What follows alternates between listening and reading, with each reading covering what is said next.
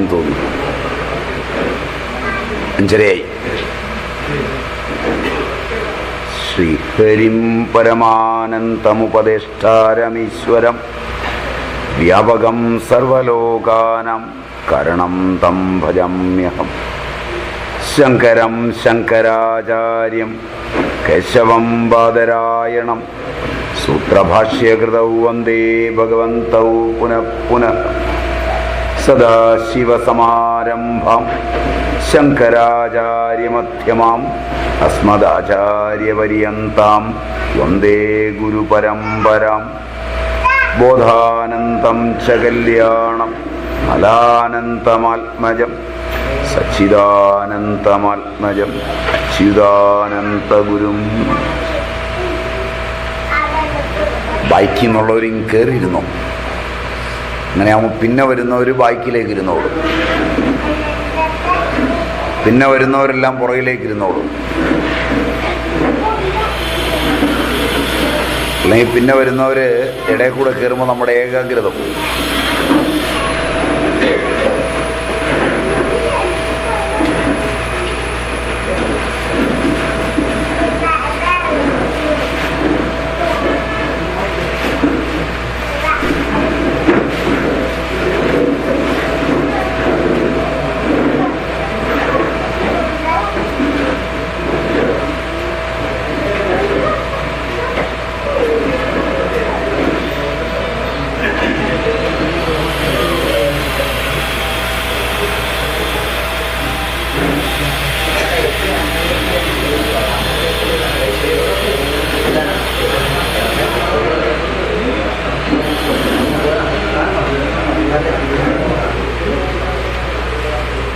കഴിഞ്ഞ ക്ലാസ്സിൽ നമ്മൾ രാമായണം ഒരു പഠനമെന്ന നിലയിൽ തുടങ്ങി വയ്ക്കുകയുണ്ടായി. പുരാണങ്ങളും ഇതിഹാസങ്ങളും ശക്തമായ അബോധ പ്രബോധനമാണ് എന്ന ദിശയിലാണ് പഠനം തുടങ്ങിയത്. രാമായണം അതിൻ്റെ അംഗീയായ രസം കരുണമാണെന്നും രാമകഥയെ ഉപജീവിച്ചുള്ള ചില സൂചനകളും നമ്മൾ കണ്ടു. വിഷയം രാമായണത്തിലെ മാതൃസങ്കല്പമാണ്. ഇന്ന് നമുക്ക് നേരിട്ട് അതിലേക്ക് പ്രവേശിക്കാം. രാമായണത്തിൽ അതിൻ്റെ ആരംഭം മുതൽ രംഗപ്രവേശം ചെയ്യുന്ന മാതാക്കൾ മാതൃഭാവം കൗസല്യയിൽ, കൈകേയിയിൽ, സുമിത്രയിലൊക്കെ എങ്ങനെ എന്ന് മെല്ലെ ഒന്നറിഞ്ഞിട്ട് രാമായണം അവതരിപ്പിക്കുന്ന മുഖ്യമായ മാതൃത്വം, സ്ത്രീത്വം, ഭാര്യാത്വം, മാതൃത്വമിവ രാമായണത്തിൻ്റെ ശരിയായ ദിശയിൽ ഏതാണ് എന്നന്വേഷിക്കുന്നതും രസകരമാണ്. നാം രാമായണം എടുത്ത് വായിക്കുമ്പോൾ ആധുനിക സാഹിത്യ സങ്കല്പങ്ങളിൽ നിന്നുകൊണ്ട് ഭാരതീയ സാഹിത്യത്തിൻ്റെ പൗരാണിക രീതി അറിയാതെ ചിന്തിക്കുന്നു എന്നൊരു പ്രത്യേകതയുണ്ട്. കാരണം ആധുനിക സാഹിത്യവുമായി അടുപ്പമുള്ളവർ അതിനെ പ്രമാണമാക്കി വെച്ചുകൊണ്ട് പ്രാചീനമായ ഇതിഹാസത്തെ പഠനത്തിനെടുക്കുമ്പോൾ രാമനെയും സീതയെയും നായികാനായകന്മാരെന്ന സങ്കല്പത്തിൽ നിന്നുകൊണ്ടാണ് നാം പഠിക്കാൻ പോകുന്നത്. അത് വളരെ ക്ഷണികമായൊരു കാലഘട്ടത്തിൻ്റെ കഥയാണ്. ആധുനിക രീതിയ പറഞ്ഞാൽ ഒരു പ്രേമം വിവാഹത്തിലെത്തുന്നതോടെ അവസാനിക്കുന്നതാണ് സാഹിത്യ സങ്കല്പം മുഴുവൻ. മനസ്സിലാകുമോ എന്നറിയില്ല. അതിനപ്പുറത്തേക്ക് ഭാവന ചെയ്യുവാൻ ഒന്ന് ആധുനികനാവില്ല. ആധുനികൻ ഭാവന ചെയ്താൽ കുടുംബമെന്ന സങ്കല്പം അവനില്ല. കൂട്ടായ്മ എന്ന സങ്കല്പവുമില്ല. അതുകൊണ്ടാണ് ആധുനിക സാഹിത്യവും കലയും പഠിച്ചവർക്ക് ഈ പത്മവ്യൂഹത്തിനുള്ളിൽ പ്രവേശിക്കുവാൻ അല്ലാതെ പുറത്തു കിടക്കുവാൻ പലപ്പോഴും അറിയില്ല. പദം ഞാൻ അങ്ങനെ ഉപയോഗിച്ചത് നിങ്ങൾക്ക് ഇഷ്ടപ്പെടുമോ എന്നെനിക്കറിയില്ല. മഹാഭാരതത്തിലെ ഒരു ശ്രദ്ധബിംബമാണ് ഞാൻ ഉപയോഗിച്ചത്. ഗർഭത്തിൽ കിടക്കുന്ന അർജുനപുത്രൻ പത്മവ്യൂഹത്തിൽ പ്രവേശിക്കുന്നത് വരെയുള്ള കഥയെ കേട്ടുള്ളൂ. പുറത്ത് കിടക്കുന്നത് എങ്ങനെയാണെന്ന് അറിഞ്ഞില്ല. മഹാഭാരത യുദ്ധക്കളത്തിൽ ദ്രോണൻ വെച്ച ഗണിയിൽ അതിസമർത്ഥമായി പത്മവ്യൂഹം തകർത്ത് അഭിമന്യു കടന്നു. പുറത്തു വന്നില്ല. ആധുനിക സാഹിത്യവും കലയും പഠിക്കുന്ന ചെറുപ്പക്കാർ വിവാഹമെത്തുന്നതോടെ തീരുന്ന ആധുനിക സാഹിത്യത്തിൻ്റെ അന്വേഷണങ്ങളുടെയും പരീക്ഷണങ്ങളുടെയും നാളിയിൽപ്പെട്ട് പ്രേമം വിവാഹത്തോടെ ചാരുവായി തീർന്നാൽ ഇനി എങ്ങോട്ടേ എന്നറിയാതെ, ആ പത്മവ്യൂഹം തകർത്ത് പുറത്തു വരാനാകാതെ അതിൽ മരിച്ചു വീഴുന്ന കാഴ്ചയാണ് ഇന്ത്യയിൽ ഉടനീളം കാണുന്നത്. സാഹിത്യത്തിൻ്റെ മർമ്മമറിയാത്ത, ജീവിതത്തിൻ്റെ മർമ്മമറിയാത്ത ആധുനിക സാഹിത്യത്തിൻ്റെ വിലക്ഷണ സ്വഭാവങ്ങളിൽ ഒന്നാണത്. രാമായണ കഥയാകട്ടെ അതിൻ്റെ എല്ലാ ഭാവങ്ങളോടും കൂടി ആവിർഭവിക്കുന്നത് വിവാഹം കഴിഞ്ഞു മാത്രമാണ്. ഇതാണ് നിങ്ങൾ ഉപമിക്കുമ്പോൾ ശ്രദ്ധിക്കേണ്ട കാര്യം. എനിക്ക് തുടരാമോ? മനസ്സിലാവുമോ? ഞാൻ പറഞ്ഞതിൽ നേരുണ്ടോ?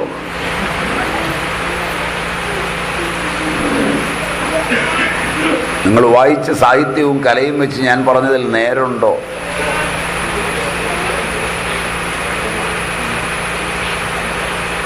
പ്രേമം തുടങ്ങുന്നിടം വരെ നോട്ടീസ് അടിക്കുക, തുടങ്ങുന്നിടം മുതൽ വെള്ളിത്തിരയിൽ കണ്ടോളാൻ പറയുക, പുഷ്കലമായാൽ ഇറങ്ങിപ്പൊക്കോളാൻ പറയുക, ഇനി അങ്ങോട്ട് എങ്ങനെ ജീവിക്കണമെന്ന് ഉപദേശിക്കാൻ അറിയാതെ വരിക.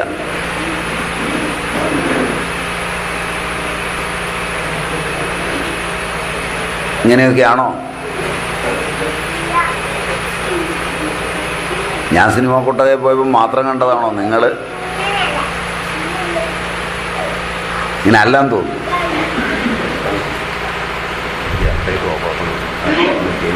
ആയിക്കോട്ടെ, സംശയമൊന്നുമല്ല.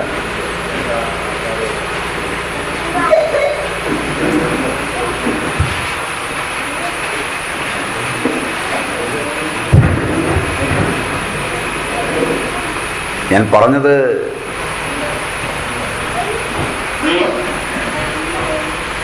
ശരി പോലെ നിങ്ങൾക്ക് തോന്നുന്നില്ല എന്ന് തോന്നുന്നു. അങ്ങനെ അല്ലാത്ത വല്ലതും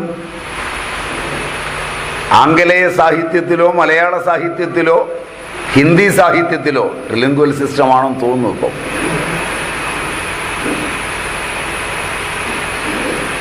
നിങ്ങൾക്ക് പഠിക്കാനുണ്ടായിരുന്നുവോ എന്ന് ഓർക്കുന്നത് നല്ലതാണ്. ഉത്തരം ഞാൻ പറഞ്ഞ പോലാണോ?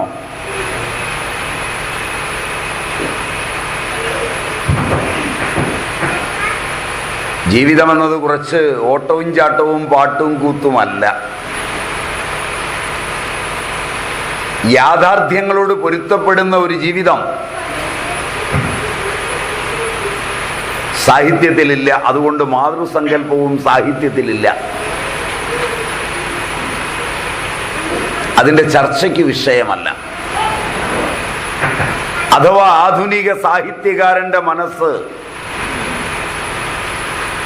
പലപ്പോഴും കാമത്തിലും ധനത്തിലും പ്രേമത്തിലും ചുറ്റിക്കളിച്ചു നിൽക്കുകയല്ലാതെ മാതൃത്വത്തിന്റെ മഹനീയതയിലേക്ക് എത്താറില്ല. അതീവ വിരളമാണ് നല്ല ചെറുപ്പത്തിൽ മാതൃത്വത്തിന്റെ മഹനീയ സങ്കല്പങ്ങൾ പഠിക്കാനുള്ള ആധുനിക കൃതികൾ.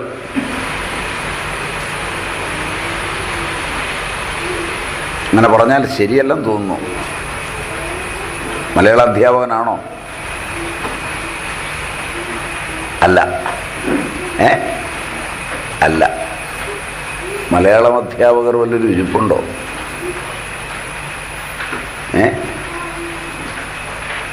മലയാളം അധ്യാപകരാരെങ്കിലും ഉണ്ടോ? ഒന്ന് കൈവക്കാമെങ്കിൽ.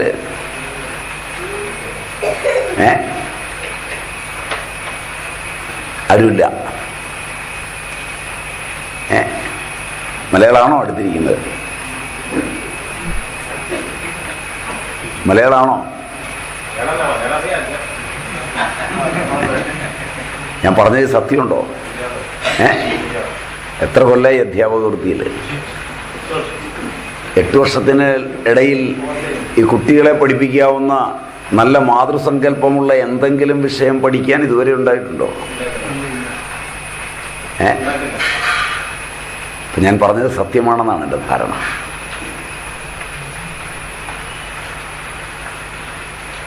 എന്നാൽ പ്രാചീനൻ ഏറ്റവും മുൻതൂക്കം കൊടുത്തിട്ടുള്ളത് അതിനാണ്. സ്ത്രീയുടെ ഏറ്റവും മനോഹരമായ മുഖം കാമിനി എന്നതല്ല, മാതാവ് എന്നതാണ്.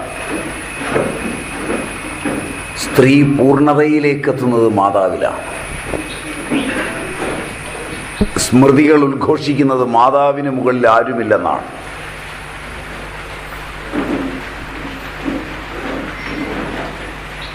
രാമായണത്തിൽ അത് പറയുന്ന ഒരു മാതാവുണ്ട്, കൗസല്യ. പിതാഹമധികം തഥാ എന്നാണ് ഉപയോഗിച്ചിരിക്കുന്നത്. നിന്റെ പിതാവിനേക്കാൾ ഗൗരവം നിയമം എനിക്ക് അനുവദിച്ചു തന്നിട്ടുണ്ട്. അതുകൊണ്ട് നീ വനത്തിലേക്ക് പോകണ്ട എന്ന് ഞാൻ പറഞ്ഞാൽ നിന്റെ പിതാവിനെന്നല്ല, ഈ ലോകത്തിൽ ഒന്നിനും അത് തടയാനാവില്ല. നിയമപരമായി സ്റ്റാറ്റ്യൂട്ടറിയായി എനിക്ക് ലഭിച്ചിട്ടുള്ള അധികാരമാണത്. കാരണം ഞാൻ മാതാവാണ്. എവിടുന്നാ ലഭിച്ചത്? അന്ന് നിലനിന്നിരുന്ന മനുസ്മൃതിയിൽ നിന്ന്.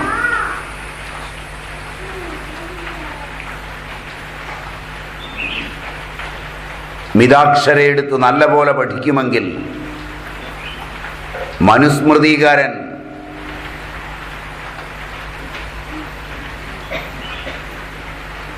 വളരെ ഗംഭീരമായി പറയുന്നത് ഉപാധ്യായാൻ ദശാചാര്യ ആചാര്യാണാം ശതം പിത സഹസ്രം തു പിതൃൻ മാതാ ഗൗരവേണ അതിരിച്യതേ എന്നാണ്. ഇതാണ് ശ്ലോകം.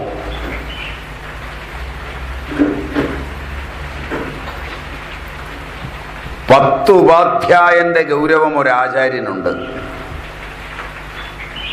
എന്ന് പറഞ്ഞാൽ ഉപാധ്യായനേക്കാൾ 10 ഇരട്ടി മുകളിലാണ് ആചാര്യൻ. 100 ആചാര്യന്റെ ഗൗരവം ഒരച്ഛനുണ്ട്.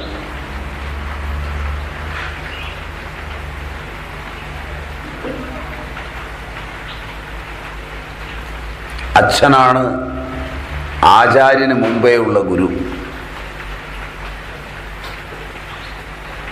അതുകൊണ്ട് ഉത്തമന്മാർ ആചാര്യന്മാർ പറയുന്നതിനേക്കാൾ അച്ഛൻ പറയുന്നതനുസരിക്കും.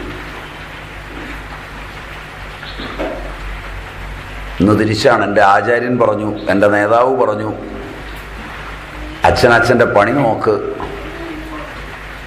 ജനിതകമാകെ മാറി മറിയുകയും സെൻസോറിയവും ന്യൂറോണിയവും വികലമാവുകയും അങ്ങനെയുള്ളവന് ജനിക്കാൻ പോകുന്ന സന്താനങ്ങൾ വികലമായി തീരുകയും അവൻ്റെ ഭാവി ദുഃഖപൂർണമായി തീരുകയും ചെയ്യും. ശരീരശാസ്ത്രവും മനഃശാസ്ത്രവും അനുസരിച്ച് കണ്ടെത്തിയിട്ടുള്ളതാണ് ഈ മഹാസത്യം സ്മൃതികാരൻ.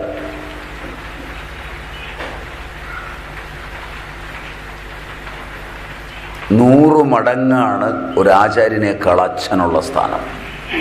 ഉത്തമന്മാരായ സ്മൃതികൾ പഠിച്ചിട്ടുള്ള ആചാര്യന്മാർ ഏത് യുവാവ്, ഏത് കുമാരൻ അവരെ സമീപിക്കുമ്പോഴും പറഞ്ഞു കൊടുക്കും, നിന്റെ അച്ഛനെ ആദ്യം അനുസരിച്ചിട്ടു.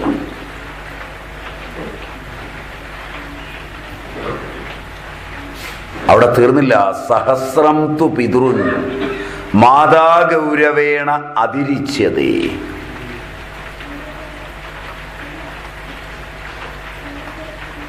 ആർക്കു വേണ്ടിയാണ് ഇനി ഈ പുസ്തകങ്ങളൊക്കെ കത്തിച്ചത്? ആർക്കു വേണ്ടിയാണ് ഈ അറിവിനെ തമസ്കരിച്ചത് എന്നിനി നിങ്ങൾ ആലോചിക്കുക. ഈ പുസ്തകങ്ങൾ ആർക്കാണ് അപകടകരങ്ങളായിത്തീരുന്നത്? കുടുംബത്തിനാണോ? മാതാപിതാക്കൾക്കാണോ? കുട്ടികൾക്കാണോ? സ്വസ്ഥ ജീവിതത്തിനാണോ? അതല്ല അച്ഛൻ്റെയും അമ്മയുടെയും സ്നേഹത്തിൽ ജനിച്ച് കുടുംബമായി തീർന്ന് കൂട്ടായ്മയിലൂടെ വളരുന്ന കുടുംബങ്ങളിൽ നിന്ന് മക്കളെ പറിച്ചെടുക്കണമെന്ന് ആഗ്രഹിക്കുന്ന പുത്തൻ പരിഷ്കാരത്തിൻ്റെ മാനേജ്മെൻറ്റ് ഗുരുക്കന്മാർക്കും രാഷ്ട്രീയ സാമൂഹ്യ മണ്ഡലങ്ങളിലെ ഉന്നതന്മാർക്കുമാണോ ഇതിനെ തമസ്കരിക്കേണ്ടത് അനിവാര്യമായി വന്നത് എന്ന് ആലോചിച്ചു നോക്കുക. ഉത്തരം നിങ്ങൾ കണ്ടുപിടിച്ചാൽ മതി. ഞാൻ പറഞ്ഞു തരുന്നില്ല, എനിക്കതിൽ നിർബന്ധവുമില്ല. ഉത്തരം നിങ്ങൾക്ക് മനസ്സിലാവുമെന്നാണ് എൻ്റെ ധാരണ. ആവോ?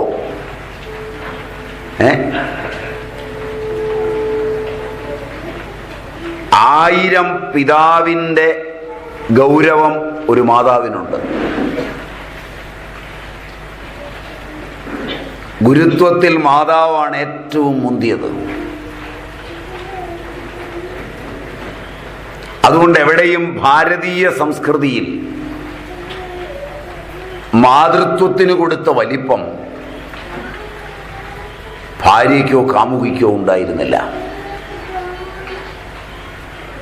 ക്ഷണികമായൊരു മോഹത്തിൻ്റെ ഭാവം മാത്രമാണ് അതൊന്നും. ശാശ്വതമായ സ്നേഹത്തിൻ്റെ, ശാശ്വതമായ വിശ്വാസത്തിൻ്റെ രംഗമാണ് മാതൃത്വമെന്നും അവരറിഞ്ഞിരുന്നു. ഇത് പ്രകടമായി രാമായണത്തിൽ സ്മൃതി ഊന്നി പറയുന്നത് കൗസല്യയാണ്. സന്ദർഭം വിച്ഛിന്നാഭിഷേകമാണ്. ഭാരതീയ മാതൃത്വത്തിൻ്റെ ഏറ്റവും ശ്രദ്ധേയങ്ങളായ രംഗങ്ങൾ ദശരഥന്റെ കൊട്ടാരത്തിൽ നാം തിരിച്ചറിയുന്നത് അഭിഷേക വിഘ്നത്തിൻ്റെ വേളയിലാണ്. ആ മാതാക്കളെ പരിചയപ്പെട്ടിട്ട് നമുക്ക് പ്രധാന മാതാവിലേക്ക് കടന്നു പോകാം. രാമാഭിഷേകം നിശ്ചയിച്ചു എന്നെല്ലാം ഇന്നലെ ഞാൻ പറയുകയുണ്ടായി. കഥാഭാഗം ഏതാണ്ട് ഓടിച്ച് ഞാൻ പറഞ്ഞിരുന്നു. കൈകേയി സന്തുഷ്ടയായി മന്ദരയ്ക്ക് മാല സമ്മാനിച്ചതും പറഞ്ഞു. ആ കൈകേയി ഇവിടെ മാല സംഭാവനയായി കൊടുക്കുമ്പോൾ അപ്പുറത്ത് പത്നിയും അമ്മയുമായ ഒരു സ്ത്രീയുടെ വികാരങ്ങൾ ഋഷി ഈ കൃതിയിൽ തൊട്ട് കാണിക്കുന്നുണ്ട്. കൈകേയിയെ ദശരഥൻ അറിയിച്ചില്ല എന്ന് ഞാൻ പറഞ്ഞു. കൗസല്യയുടെ അന്തപുരത്തിലെത്തിയൊരു ദൂതൻ പറഞ്ഞു, നാളെ പുലർകാലെ രാമന്റെ അഭിഷേകമാണ്.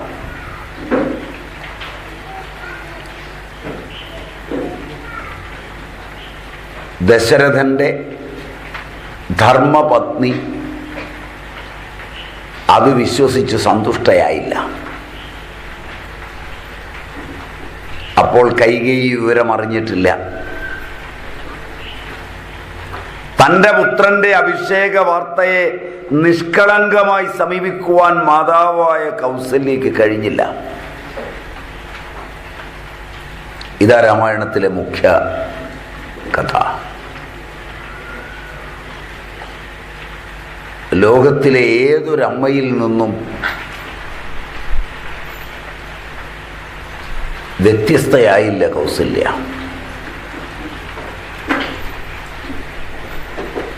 തൻ്റെ സന്തോഷത്തിൻ്റെ ഏറ്റവും വലിയ മുഹൂർത്തത്തിൽ പോലും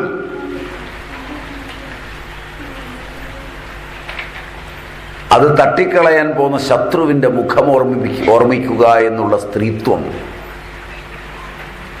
ഏതു കുടുംബത്തെയും നശിപ്പിക്കുന്നതാണ്.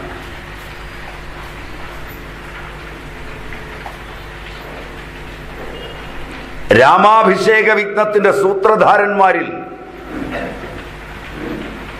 സൂക്ഷ്മ സങ്കല്പങ്ങളെ അളന്നു പറഞ്ഞാൽ രണ്ടുപേരാണ് മുഖ്യ പങ്കാളികൾ. ഒന്ന് ദശരഥൻ, രണ്ട് മാതാവായ കൗസല്യ.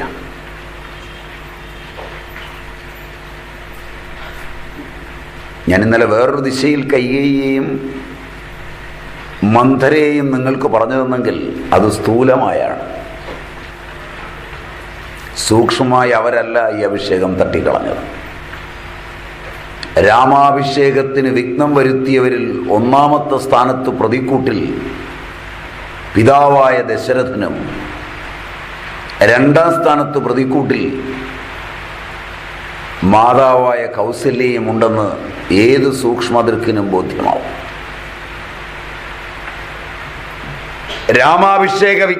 രാമാഭിഷേകം അറിഞ്ഞ് കൗസല്യ സന്തോഷിച്ചില്ല. അറിയിച്ച ദൂതൻ ഒരു സമ്മാനവും കൊടുത്തില്ല.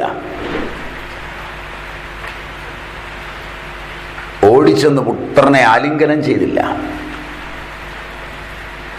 സപത്നിമാരോട്, സുമിത്രയോടും കൈകേയിയോടും ചെന്നു പറഞ്ഞ് സന്തോഷം പങ്കുവച്ചില്ല.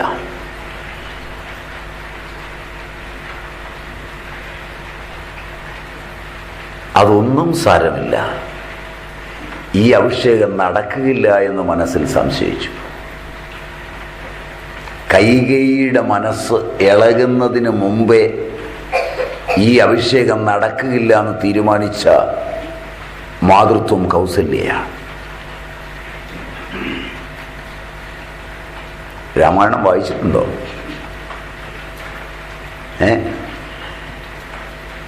രാമായണം വായിച്ചിട്ടുണ്ടോ? ഒരു പ്രാവശ്യമെങ്കിലും, എഴുത്തച്ഛൻ്റെ എങ്കിലും.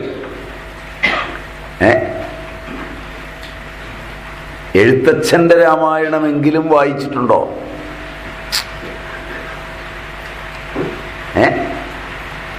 ഉണ്ടോ? ഞാനീ പറഞ്ഞ ഭാഗം വായിച്ചതായിട്ട് ഓർക്കുന്നുണ്ടോ? ആ, കൗസല്യ സ്പഷ്ടമായി പറയുന്നുണ്ട്. സത്യസന്ധൻ ഭുവി രാജാ ദശരഥൻ. എഴുത്തച്ഛൻ ഇങ്ങനെയാ പറയുന്നത്. എങ്കിലും കൈകേയി വശഗതനാകയാൽ ഇനി ഉപയോഗിക്കുന്ന പദങ്ങളൊന്നും മാതൃത്വത്തിൻ്റെ അല്ല. ഒരുവൻ ഒന്നിൽ കൂടുതൽ വിവാഹം കഴിച്ചിട്ടുണ്ടെങ്കിൽ, ഒരുവൻ ഒന്നിൽ കൂടുതൽ സ്ത്രീകളോട് പരിചയവും സ്നേഹവും ഉണ്ടെങ്കിൽ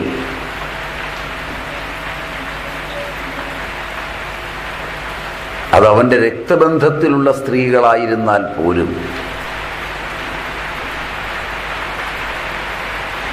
സ്ത്രീ സഹജമായ ചാവല്യം കൊണ്ട്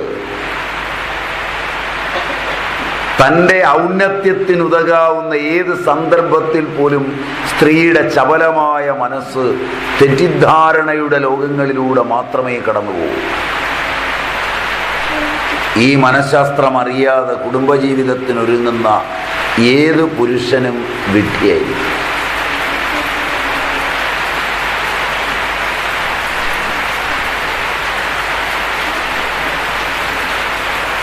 ഈ മനഃശാസ്ത്രത്തെ എത്ര മനോഹരമായാണ് അവതരിപ്പിച്ചത്. വളരെ സ്നേഹത്തിലൊരു തുണി വാങ്ങിച്ചു കൊണ്ടുപോയി നിങ്ങളുടെ ഭാര്യയ്ക്ക് കമിതാവിന് കൊടുക്കുമ്പോൾ അവൾ ആദ്യം ചോദിക്കുക നിങ്ങളുടെ അമ്മയ്ക്ക് കൊടുത്തോ എന്നാണ്. കൊടുത്തില്ല, വാങ്ങിച്ചിട്ടുണ്ടെന്ന് പറഞ്ഞാൽ ഒന്ന് കാണട്ടെന്നാണ്. മനസ്സിലായില്ല? വില കുറഞ്ഞതാണെങ്കിൽ പോലും അവൾ ആദ്യം ചോദിക്കുക അത് ഞാൻ എടുത്തോളാം, ഇത് അമ്മയ്ക്ക് കൊടുത്തേക്കാം. Am I right?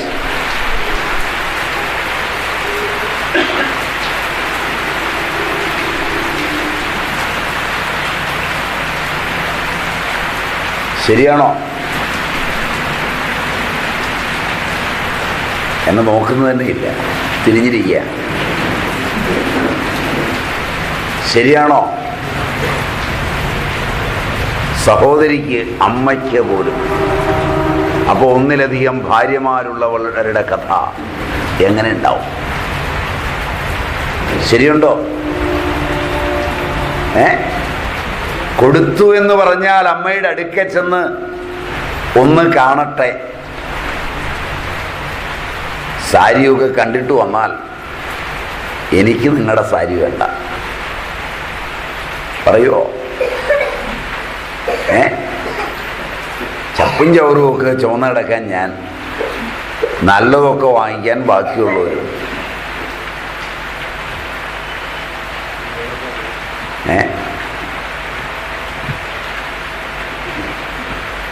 രണ്ടുപേരും കൂടെ എന്തോ ഗൂഢാലോചന. ഞാൻ പറഞ്ഞത് നുണയാണെന്നാണോ? അതൊക്കെ പറഞ്ഞാൽ മതി. ഭാര്യയോ കുടുംബാംഗങ്ങളോ വന്നിട്ടുണ്ടെങ്കിൽ എനിക്ക് തൻ്റെ ഇടമായി പറഞ്ഞിട്ട് പോകാം. നിങ്ങൾക്ക് അങ്ങനെ പറയാൻ പറ്റില്ല. അതുകൊണ്ട് നിങ്ങൾ പറയണമെന്നൊന്നും എനിക്ക് ആഗ്രഹമില്ല. ഞാൻ ശരിയല്ലേ ശരിയല്ലേ എന്ന് ചോദിക്കുമ്പോൾ നിങ്ങളുടെ മുഖത്ത് എനിക്ക് അതിൻ്റെ ഉത്തരം കിട്ടിയാൽ മതി. ഉറക്കെ പറഞ്ഞിനിയുള്ള ജീവിതം കളഞ്ഞു വിളിക്കണ്ട. സ്വാമി വന്ന് രാമായണം എടുത്ത് വെച്ച് പോയി നമ്മുടെ ജീവിതവും പോയി എന്ന് പറയണ്ട. ശരിയാണോ?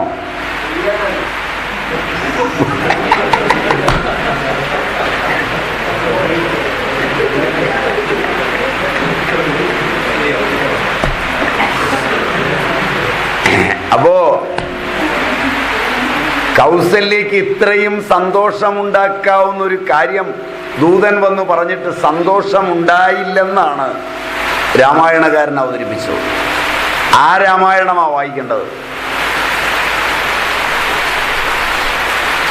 തന്നെയുമല്ല, സത്യസന്ധൻ ഭുവി രാജാ ദശരഥനെന്ന് രാജാവിനെ ഒരു ഭാഗത്ത് പ്രശംസിക്കുകയും കാമുകനല്ലോ ഭവതി ദശരഥൻ കാമിനി കൈകേയി ചിത്തമെന്തീശ്വര എന്ന് തന്നെയല്ല ഒരു നീണ്ട പ്രാർത്ഥനയുണ്ട്. എൻ മകനാശു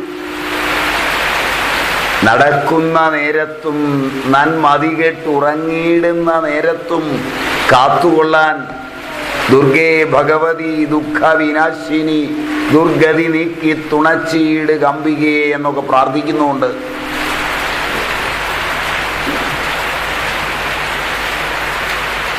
അപ്പൊ കൗസല്യ വിശ്വസിച്ചില്ല.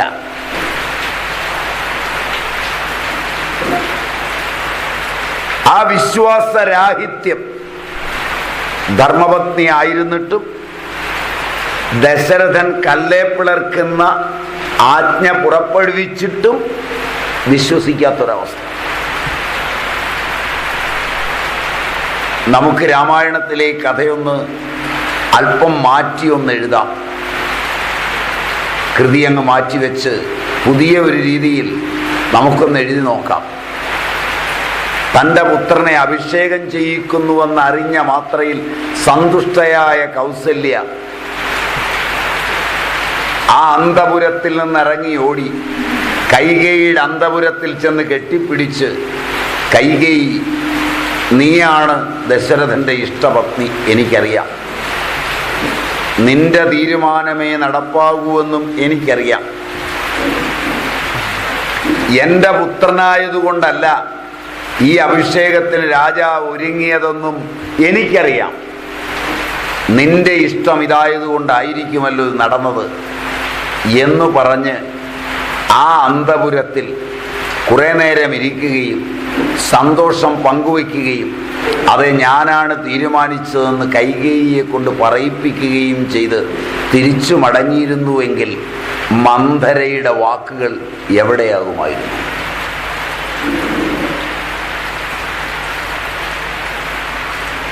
സ്ത്രീ മനസ്സുകൾക്ക് ചാഞ്ചല്യം വിട്ട് ചിന്തിക്കുവാൻ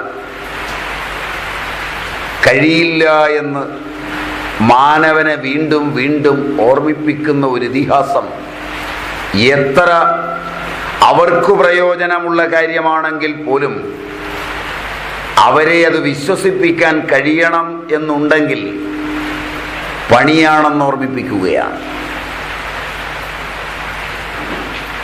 സ്ത്രീ മനസ്സിൻ്റെയും സ്ത്രീയിൽ പ്രവർത്തിക്കുന്ന ഹോർമോണുകളുടെയും സ്ത്രീയുടെ ബുദ്ധിയുടെയും അകത്തലം തേടി എഴുതിയത് ഈ കൃതിയാണ്. അതുകൊണ്ടായിരിക്കും സ്ത്രീ വിമോചനക്കാർക്കും ഈ കൃതിയോട് ബദ്ധശത്രുത വന്നത്.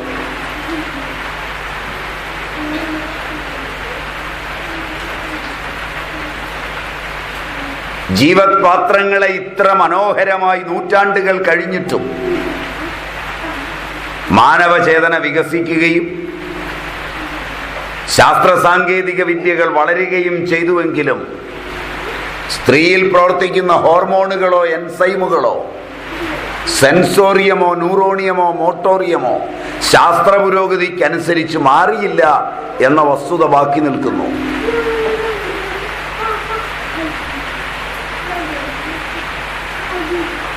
ശരിയുണ്ടോ? ശരി പോലെയുണ്ടോ? ഇല്ല. നല്ല പോലെ ആലോചിക്കും. ഇവിടെ കൗസല്യ ഈ നാടകം ആടുമ്പോൾ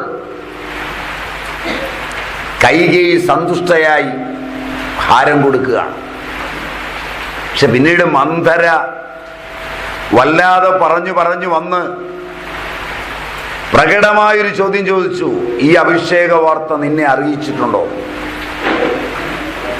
നിന്നോട് ആലോചിച്ചുവോ ഈ സ്നേഹമുള്ള ദശരഥൻ? അവിടെയൊക്കെയാ കൈകേയി വീണത്. ശ്രദ്ധിച്ചു വായിക്കണം.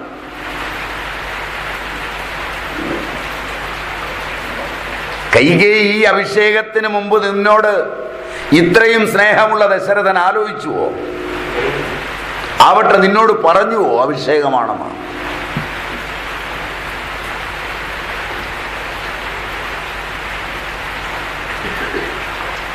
ദശരഥനും ഈ തെറ്റുപറ്റി.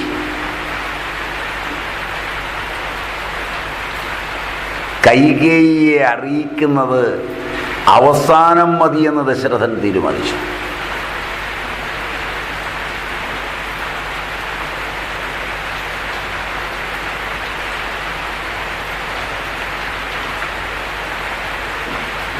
ഏറ്റവും എളുപ്പത്തിലാണ് മനുഷ്യ മനസ്സ് സ്നേഹത്തിൽ വഞ്ചിക്കപ്പെട്ടു എന്ന് തോന്നിയാൽ എല്ലാം തകർത്തെറിയുന്ന ശത്രുതയിലേക്ക് മൊഴിമാറുന്നത്.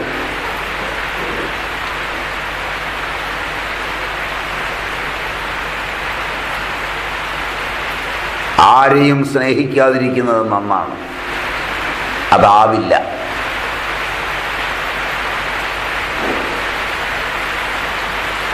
കഴിയുമെങ്കിൽ ആരെയും സ്നേഹിക്കാതിരിക്കുക. അതിന് നിങ്ങൾക്ക് കഴിയില്ല. അതുകൊണ്ട് അത് ആലോചിക്കണ്ട. സ്നേഹിക്കുകയും സ്നേഹിക്കപ്പെടുകയും വേണ്ടതുകൊണ്ടാണ് നിങ്ങൾക്ക് കൂട്ടായ്മകളുള്ളത്, കുടുംബമുള്ളത്. സ്നേഹിച്ചാൽ, തന്നെ സ്നേഹിക്കുന്നവൻ്റെ മുമ്പിൽ മനസ്സ് തുറക്കാതിരുന്നാൽ ദുഃഖം നിങ്ങളെ കാത്തിരിപ്പുണ്ടെന്ന് ഓർമ്മിക്കുക.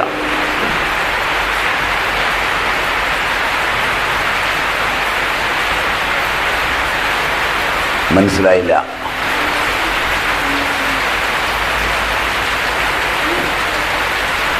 കൈകേയിയെ സ്നേഹിച്ചുവെന്ന് വരുത്തുകയും കൈകേയിയുടെ സ്നേഹം മുഴുവൻ നേടുകയും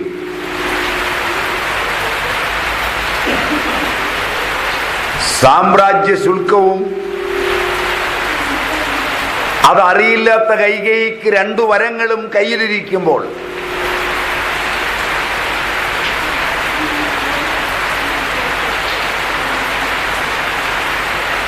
മാതൃത്വത്തിന്റെ മറ്റൊരു രംഗമാണ് കൈകേയിയായി രംഗപ്രവേശം ചെയ്യുന്നത്.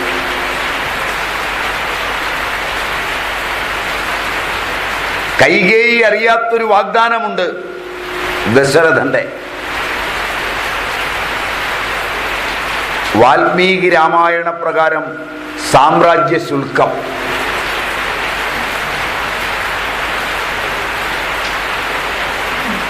പുത്രന്മാരുണ്ടാകാത്ത ദശരഥന് വാർദ്ധക്യകാലത്ത് പങ്കെടുക്കേണ്ടി വന്ന സ്വയംവരമാണ് കേകയത്തിൽ കൈകേയി സ്വയംവരം.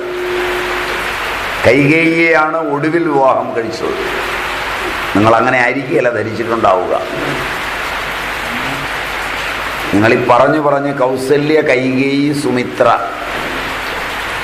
ഇങ്ങനെ പറഞ്ഞൊരു അടുക്ക് ധാരണയിൽ അവസാനം സുമിത്രയെ എന്നായിരിക്കും കിടക്കുന്നത്.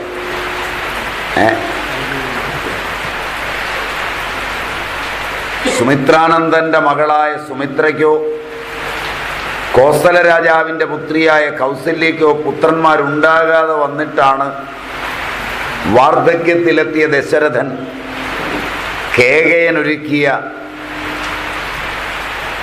ഈ കെണിയിൽ ചെന്ന് വീഴുന്നത്. വാർദ്ധക്യത്തിലെത്തിയ ദശരഥന് തൻ്റെ പുത്രിയെ, വളരെ ചെറുപ്പമുള്ള പുത്രിയെ കൊടുക്കാമെന്ന് തീരുമാനിച്ചത് വെറുതെ അങ്ങ് പിടിച്ചു കൊടുക്കുകയായിരുന്നില്ല. ക്ഷാത്രവിധി പ്രകാരം സാമ്രാജ്യ ശുൽക്കം വാഗ്ദാനത്തോടെയായിരുന്നു. സ്വയംവരമെന്നത്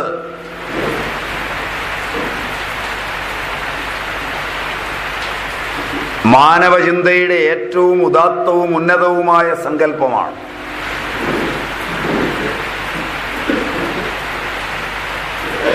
ഏതൊരു കുഞ്ഞിൻ്റെയും നന്മയുടെയും വളർച്ചയുടെയും ഉത്തരവാദിത്വം മാതാവിലേൽപ്പിക്കുന്ന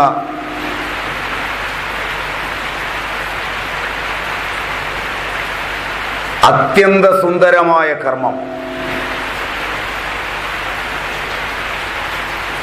ആരാണ് ആ കുഞ്ഞിൻ്റെ തെറ്റുകൾക്ക് ഉത്തരവാദി?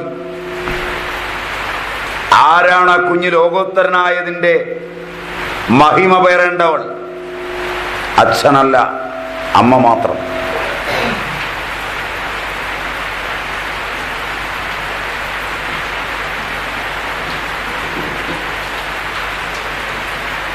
എന്താ കാരണം?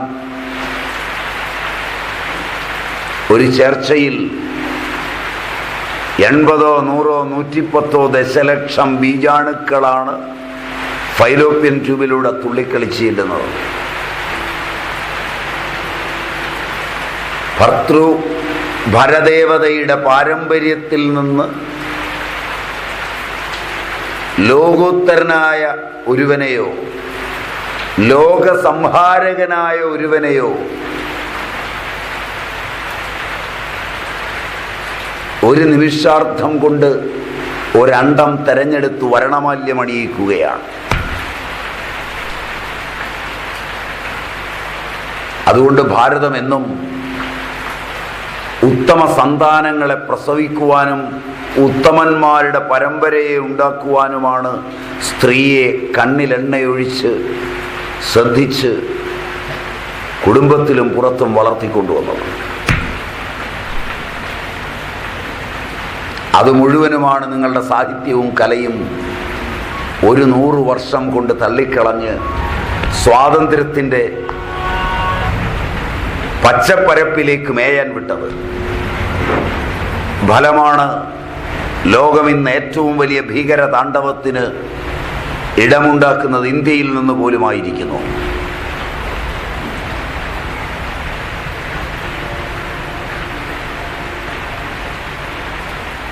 ഇതിഹാസ കവനങ്ങൾ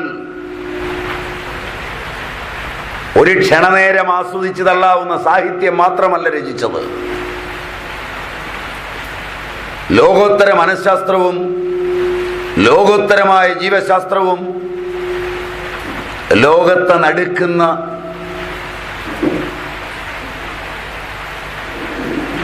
ഗർഭശാസ്ത്രവും വരെ അതിമനോഹരമായി അവതരിപ്പിക്കുവാൻ ഋഷിമാർക്ക് കഴിഞ്ഞിട്ടുണ്ട്. നിങ്ങളുടെ കയ്യിൽ മൊബൈലുള്ളവർ ദയവായി ഒന്ന് ഓഫ് ചെയ്ത് വെച്ചാൽ ഉപകാരമാണ്. അടുത്തിരിക്കുന്നവർക്ക് വേണ്ടി 2, 3 ഒക്കെ കയ്യിലുണ്ടാവും. അപ്പോൾ അത് ചലിച്ചു തുടങ്ങിയാൽ എൻ്റെ മൊബൈലാണോ എടുക്കുന്നതെന്ന് ഇരിക്കുന്ന എനിക്ക് പോലും തോന്നുന്നതുകൊണ്ട് അതൊന്ന് ശ്രദ്ധിക്കും. അല്ല, അത്യാവശ്യം വിളിക്കുകയായിരിക്കും, എൻ്റെ മൊബൈലായിരിക്കും എന്ന് ധരിച്ച് ഞാനും കീശയിലൊക്കെ ഒന്ന് തപ്പി നോക്കും. അതുകൊണ്ട് മാത്രമാണ് പറഞ്ഞത്, ദയവായി പറ്റുമെങ്കിൽ പോലീസുകാർ, പട്ടാളക്കാർ, ആധുനികരോ ആയുർവേദക്കാരോ ആയ ഡോക്ടർമാർ, ഇവരല്ലാത്തവരൊക്കെ ഒന്ന് ഓഫ് ചെയ്യുകയും അവർ ബൈക്കിലേക്ക് മാറിയൊന്നിരിക്കുകയും ചെയ്താൽ നല്ലതാണ്. കാരണം അവരുടെ മൊബൈൽ ഓഫ് ചെയ്യാൻ പറയുന്നത് സാമൂഹിക മര്യാദയല്ലാത്തത് കൊണ്ടാണ് അങ്ങനെ പറഞ്ഞത്.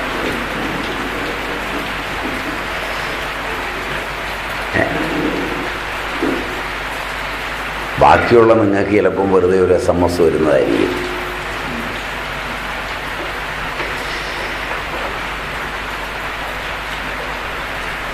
എവിടെ പറഞ്ഞു നിർത്തി ഞാൻ മറന്നുപോയി. എനിക്ക് മറവി വളരെ കൂടുതലാണ്. ഭീകരന്മാരെ സൃഷ്ടിക്കുന്നത് അല്ലേ? അപ്പോൾ ഒരു സ്ത്രീയാണ് തെരഞ്ഞെടുക്കുന്നത് തൻ്റെ ഭർത്താവിൻ്റെ കുടുംബത്തിൽ നിന്ന് യുഗങ്ങളോളം നീണ്ട പാരമ്പര്യമുള്ള അതിൻ്റെ കൃത്യമായ ബീജം, ബീജഭാഗം, ബീജഭാഗ അവയവം, സുശ്രുതൻ, സ്പേം, ക്രോമസോം, ജീൻ തന്നെ വിവാഹം കഴിച്ചപ്പോൾ ഉണ്ടായ പുണ്യാഹത്തിൻ്റെയും ലാജഹോമത്തിൻ്റെയും സപ്തപതിയുടെയും താൻ കയറിച്ചെന്നപ്പോൾ തന്നോട് ആ വീട്ടിലെ അമ്മയും ഭർത്താവിൻ്റെ അമ്മയും സഹോദരങ്ങളും പെരുമാറിയതിൻ്റെയും തൻ്റെ ജീവിതം അവിടെ നിന്ന് പറിച്ചു നട്ട ഈ സ്ഥലത്ത് പുഷ്കലമായിത്തീരുന്നതിൻ്റെയും തന്നിലൂടെ ആ പരമ്പരയിൽ നിന്നൊരു കുഞ്ഞ് ഈ നാടിനാകെ ശോഭനമായിത്തീരണമെന്നുള്ള സങ്കല്പത്തിൻ്റെയും അടിസ്ഥാനത്തിൽ അദൃഷ്ടമായി, യാദൃച്ഛികമായി, അനിശ്ചിതമായി, ഏത് പദം വേണോ അത് ഉപയോഗിക്കാം നിങ്ങൾക്ക്. അതിലേറ്റവും നല്ല പദം അൺസർട്ടൈൻ, അനിശ്ചിതമായി. തൻ്റെ ബോധപ്രക്രിയയുടെ അതിദേവത ഭർതൃസാമ്രാജ്യത്തിലാകെ തെരഞ്ഞ് ഭർത്താവിൽ നിന്ന് കടന്നു വരുന്ന 110 ദശലക്ഷം കുഞ്ഞുങ്ങൾ ആകാവുന്ന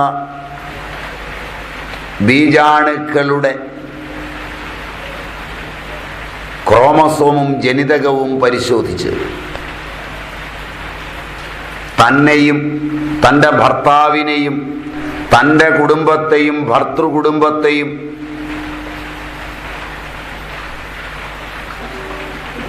തൻ്റെ അയൽപക്കക്കാരെയും നാടിനെയും നടുക്കിയും നശിപ്പിച്ചും സ്വസ്ഥതയെ കെടുത്തിയും നാട്ടുകാരുടെ ഉറക്കം കെടുത്തിയും നാളെയെ വിരചിക്കുവാനുള്ള ഒരുവനെ ആ പാരമ്പര്യ ജനിതകത്തിൽ നിന്ന് കൃത്യമായി തന്നിലെ ബോധദേവതയെ അയച്ച് കണ്ടെത്തി അതിനെ വരണമാല്യമിട്ട് സ്വീകരിച്ച് അതിനെ തന്നിൽ വളർത്തി തൻ്റെ അബോധത്തിൽ തൻ്റെ ആഹാരത്തിൽ നിന്ന് തൻ്റെ ജീവിതക്രമത്തിൽ നിന്ന് ആ കുഞ്ഞിലേക്ക് കടത്തിവിടുന്ന ആരോഗ്യത്തിനുതകുന്ന സംക്ഷേപണങ്ങളെ മുഴുവൻ വികലമാക്കിക്കൊണ്ട് വൈദ്യശാസ്ത്രത്തിൻ്റെ വികലഹസ്തങ്ങളെ ഇടപെടുത്തി ശകലിത മനസ്സും ശകലിത ശരീരവുമായി വികലാംഗങ്ങളോടുകൂടി വികല മനസ്സോടുകൂടി ആധുനികൻ പെറ്റുകൂട്ടുമ്പോൾ ആധുനിക ഭാരതം മുഴുവൻ മതങ്ങളും ജാതികളും വർഗങ്ങളും വർണ്ണങ്ങളും ആക്ടിവിസ്റ്റുകളും നടത്തുന്ന റിഹാബിലിറ്റേഷൻ സെന്ററുകളുടെ എണ്ണം പെരുകുമ്പോൾ വിശുദ്ധ കന്യകാത്വത്തിൽ നിന്ന് അവിശുദ്ധങ്ങളായ സങ്കല്പങ്ങളാലുണ്ടായ സന്തതി പരമ്പരകൾ നോക്കുകുത്തികളായി ആ റിഹാബിലിറ്റേഷൻ സെന്ററുകളിൽ കിടക്കുമ്പോൾ നിങ്ങളുടെ ആധുനിക സാഹിത്യവും കലയും ശാസ്ത്രവും വിറങ്ങലിച്ചു നിൽക്കുകയുള്ളൂ.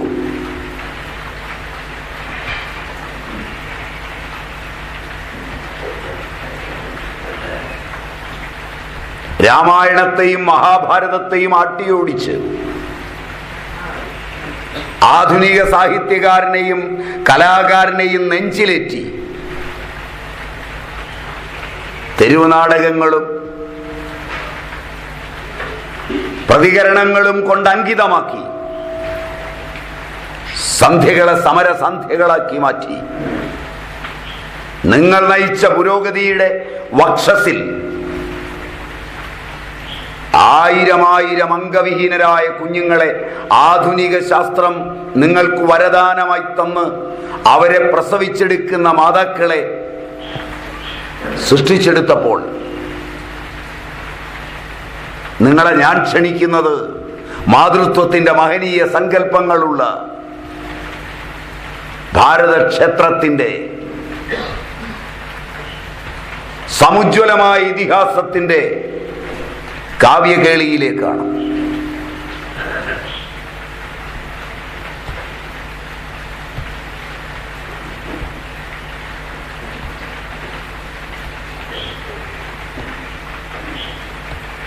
ദേഷ്യം വരുന്നുവെന്ന് തോന്നുന്നു. ഒരു കനത്ത നിശബ്ദത. ഞാൻ പറഞ്ഞത് തെറ്റാണോ?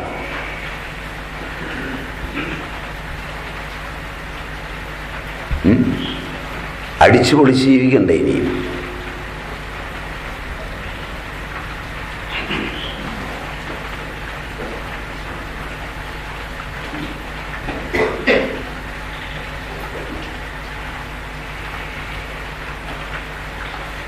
വല്ലാത്ത നിശബ്ദത. ഞാൻ പറഞ്ഞത് തെറ്റിയും തോന്നുന്നു. ശരിയുണ്ടോ? ഇതാണ് അബോധ പ്രബോധനം. ഇതൊരാവർത്തി വായിച്ചാൽ ഇത് മനസ്സിലാവും. ഒരമ്മ എന്ന് പറയുന്നത് സ്ത്രീ വളർന്നെത്താവുന്ന ഏറ്റവും ഉയരെയുള്ള പദവിയാണ്. അവൾ ജനിപ്പിക്കുന്നത് ഭർത്താവിനെയാണ്, പരിണമിപ്പിച്ചെടുത്ത ഭർത്താവിനെ, മുമ്പിൽ കാണുന്ന ഭർത്താവിനെയല്ല. അവനെ തൻ്റെ സങ്കല്പത്തിൻ്റെ ഉമിത്തിയിൽ നീറ്റിയെടുത്ത് കറകളഞ്ഞ്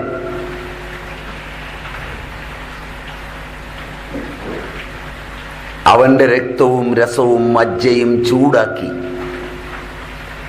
തവിപ്പിച്ച് പിഴിഞ്ഞെടുത്തൊരു ബീജത്തെ ഗർഭസ്ഥ സംസ്കൃതിയുടെ അനന്തമൂല്യങ്ങളുള്ള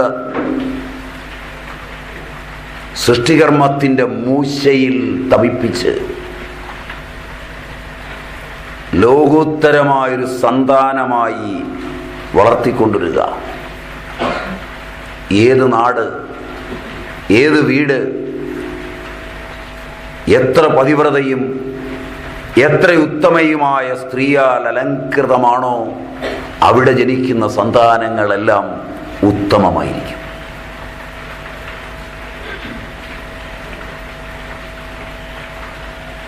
ഏത് നാട്ടിലെവിടെ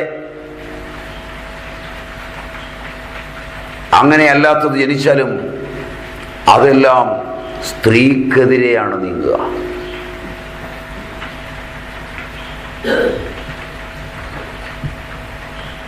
കാരണം അവൻ്റെ സങ്കല്പങ്ങളിൽ മാതൃത്വമില്ല. താൻ വിവാഹം കഴിക്കുന്നവൾ ഒഴിച്ച് സ്ത്രീപൂർവമായി ധരിക്കുന്നതെന്തും ഈ പ്രകൃതി മുഴുവനും തൻ്റെ പെറ്റമ്മയും പോറ്റമ്മയുമാണെന്ന് തോന്നുന്ന വിധം ഒരു പുത്രനെ സംസ്കരിച്ചെടുക്കുവാൻ ഈ നാട്ടിലെ അമ്മയ്ക്ക് കഴിയുന്ന കാലത്തു മാത്രമേ ഈ നാടിൻ്റെ സ്ത്രീപീഡനങ്ങൾ അസ്തമിക്കൂ.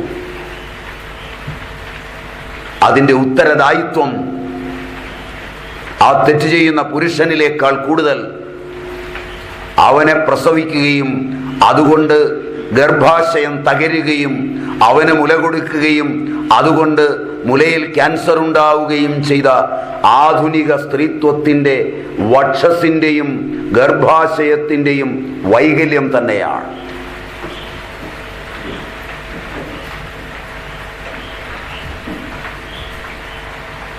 നിങ്ങളെന്നെ എന്ത് ചെയ്താലും എനിക്ക് വിരോധമില്ല.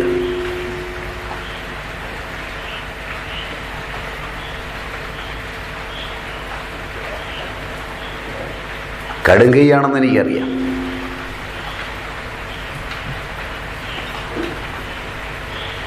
ഇതുവരെ നിങ്ങൾ കേട്ടിട്ടും ഉണ്ടാവില്ല. Am I right?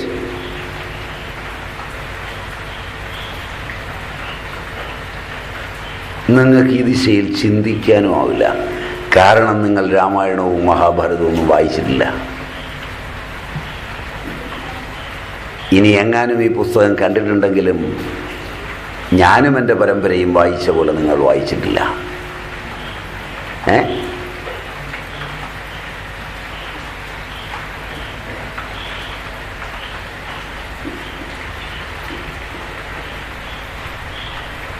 രാമായണം വീട്ടിലേക്ക് കൊണ്ടുപോകുന്നതിനാണ്, നാട്ടിൽ ഭീകരനില്ലാതാകാൻ, ഉത്തമ മാതൃത്വം ഉണ്ടാവാൻ.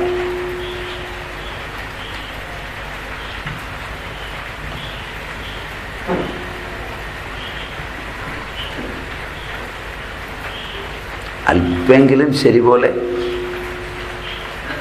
ബയോളജി ഞാൻ മുഴുവൻ പറഞ്ഞത്. നിങ്ങൾ പഠിച്ച ബയോളജി തന്നെയാണ്, പരീക്ഷ എഴുതിയിട്ടേ ഉള്ളൂ. നിങ്ങൾ പഠിച്ച നിങ്ങൾ ഈ പണിയിലെല്ലാം ഏർപ്പെടുന്നവരുമാണ്. ഞാൻ ഈ പണിയിലുള്ളയാളല്ല, ഞാൻ അതിന് വെളിയിലുള്ളയാളാണ്.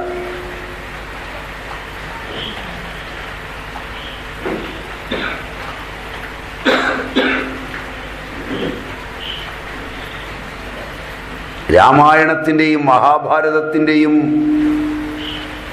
നിസ്വനമുണ്ടായിരുന്ന കാലങ്ങളിൽ എത്ര സ്ത്രീകൾക്ക് ഈ നാട്ടിൽ യൂട്രസിലും ഓവറിയിലും സർവിക്സിലും ക്യാൻസർ ഉണ്ടായിട്ടുണ്ട്.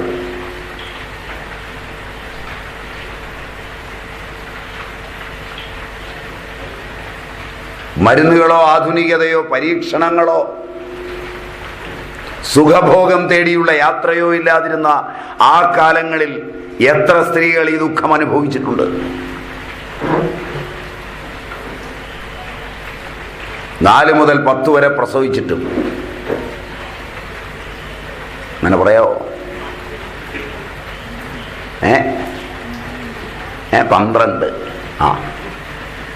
12 ഉണ്ടെന്നാണ് പറയുന്നത്. ഒരു ജാഥയ്ക്കുള്ള പിള്ളേർ ഇപ്പോഴത്തെ കണക്കിന് ഒരു ജാഥയ്ക്ക് മിക്കവാറും 10-12 പേർക്ക് സാധനം വാങ്ങിച്ചു കൊടുത്തൊരു കൊടിയും പിടിച്ച് നടത്തുക മതി. ശരിയല്ല. അതിനൊരു വീട്ടിലോട്ട് ചെന്നാൽ മതിയായിരുന്നു. പാകപ്പാടെ വന്നിരിക്കുന്ന മാന്യന്മാരുടെയൊക്കെ വീട്ടിൽ ഒരു കുഞ്ഞേ ഉള്ളൂ. ശരിയല്ല, ശരിയല്ല. നമ്മൾ രണ്ട്, നമുക്കൊന്ന്. എന്നിട്ട് ഈ ഒന്നിനെ പ്രസവിച്ചിട്ട് ആ ഒന്ന് മിക്കവാറും എന്തെങ്കിലുമൊക്കെ വൈകല്യമുള്ളത്. ശരിയല്ല. പ്രസവിച്ച സ്ത്രീക്കോ 100 കണക്കിന് രോഗങ്ങൾ. സെലക്ഷൻ തെറ്റിയിട്ടുണ്ട് അല്ലേ? സ്വയംവരം തെറ്റിയിട്ടുണ്ട്. അതുകൊണ്ടാണ് ഭാരതം ക്ഷാത്രഭൂമികയിൽ ഭരണം ഉത്തമന്മാർ നടത്തണമെന്നറിയാവുന്നതുകൊണ്ട് സ്ത്രീക്ക് ലഭിച്ച ഏറ്റവും വലിയ പ്രാധാന്യമായിരുന്നു. അവൾ എപ്രകാരമാണോ ലക്ഷോപലക്ഷം വരുന്ന ബീജാണുക്കളിൽ നിന്നൊന്നിനെ ആ സ്നേഹത്തിൻ്റെയും പ്രേമത്തിൻ്റെയും നിഗൂഢ നിമിഷങ്ങളിൽ തെരഞ്ഞെടുത്ത് സ്വയംവരം ചെയ്യുന്നത്, അതുപോലെ തന്നെ ആയിരിക്കണം വിവാഹവും എന്ന് തീരുമാനിച്ച് സ്വയംവരത്തെ വിവാഹമാക്കി മാറ്റിയത്.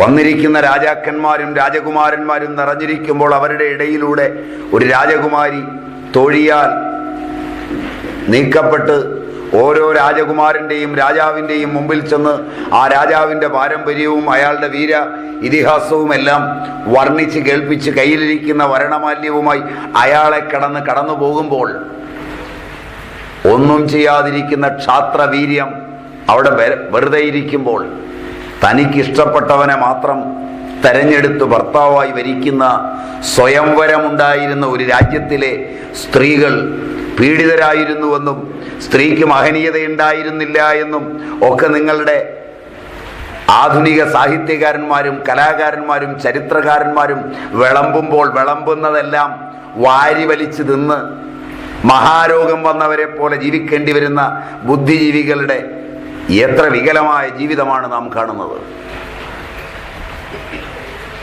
ശരിയല്ല. സ്വയംവരം വേറൊരു രാജ്യത്തിൻ്റെയും സങ്കല്പമല്ല.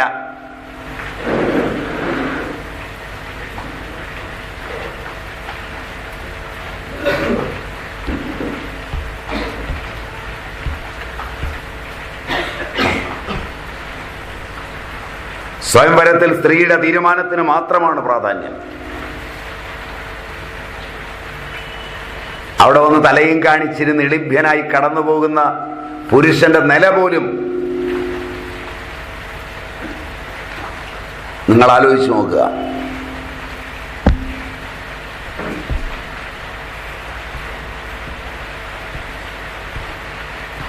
വല്ലാത്ത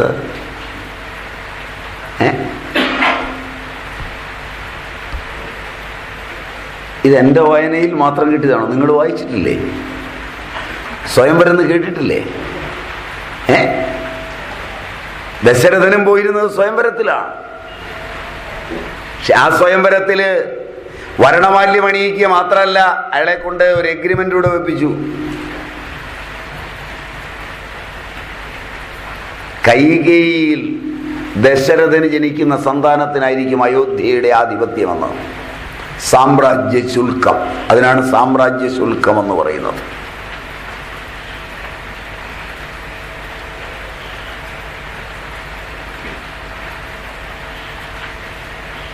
വാഗ്ദാനം അവിടെ കിടക്കുന്നു.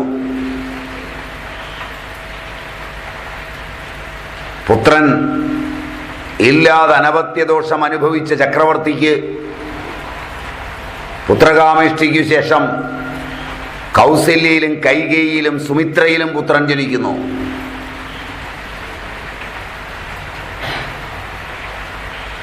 തന്നെയുമല്ല,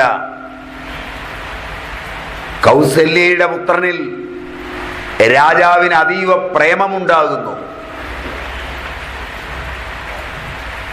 വിധി ചില്ലറയൊന്നുമല്ല ദശരഥനെ വരട്ടിയെടുത്തത്.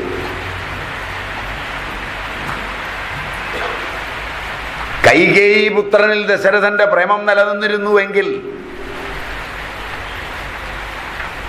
ദശരഥന്റെ അന്ത്യം ഇത്രയും ശോചനീയമാകുമായിരുന്നില്ല. മനസ്സിലായില്ല?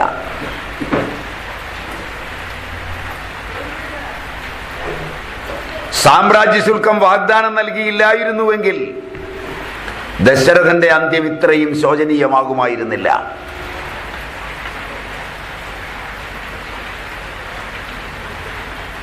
സാമ്രാജ്യ ശുൽക്കം വാഗ്ദാനം ദശരഥന്റെ മസ്തിഷ്കത്തിൽ കിടന്ന് ആടിയതുകൊണ്ടാണ് ഭരതശത്രുഘ്നന്മാരെ കേകയത്തിലേക്ക് അയച്ചിട്ട് അഭിഷേകം തീരുമാനിച്ചത്.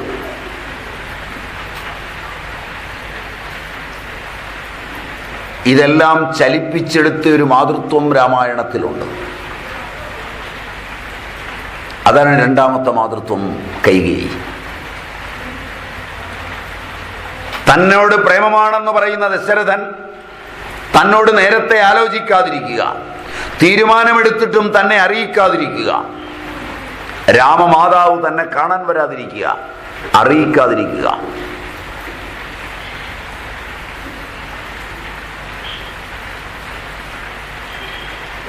എവിടെ ഏറ്റവും സ്നേഹമുണ്ടെന്ന് വിശ്വസിക്കപ്പെടുന്നയാൾ താൻ നേരിട്ടറിയേണ്ട ഒരു കാര്യം പുറത്തുനിന്ന് അപ്രാധാന്യമുള്ള ഒരാളിൽ നിന്ന് ആ വാർത്ത അറിഞ്ഞു കഴിയുമ്പോൾ അതുവരെയുള്ള വിശ്വാസവും പ്രേമവും മാറിമറിഞ്ഞ് പകയായിത്തീരുക എന്ന മനുഷ്യ മനസ്സിന്റെ അകത്തലം പുൽകിയാണ് കവി ഈ രചന നിർവഹിച്ചത്.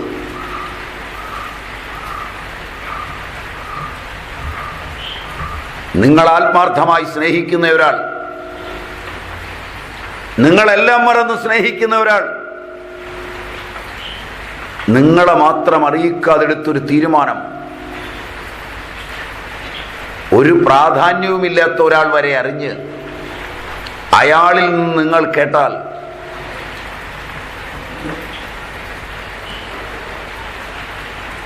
അതുവരെയുള്ള പ്രേമം വീണ്ടും തുടരുന്ന എത്ര പേർ ഈ കൂട്ടത്തിരിപ്പുണ്ട്.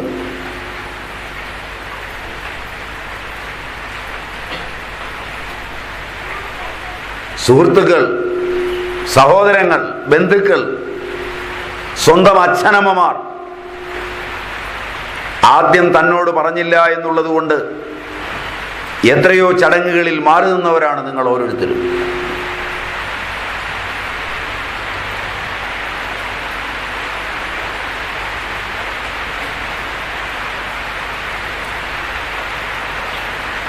ചോദ്യം മനസ്സിലായില്ല? കൈകേയിയിലെ മാതൃത്വം അവിടെയാണ്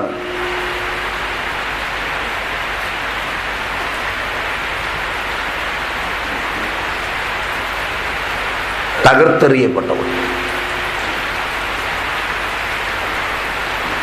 പക്ഷെ ആ മാതൃത്വം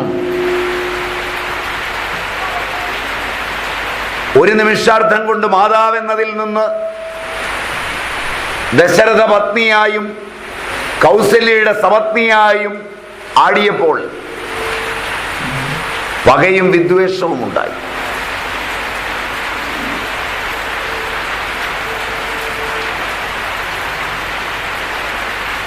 മന്ധരയുടെ വാക്കുകൾ കേട്ട കൈകേയി തന്റെ മാതൃത്വത്തിൽ ഉറച്ചു നിന്നിരുന്നുവെങ്കിൽ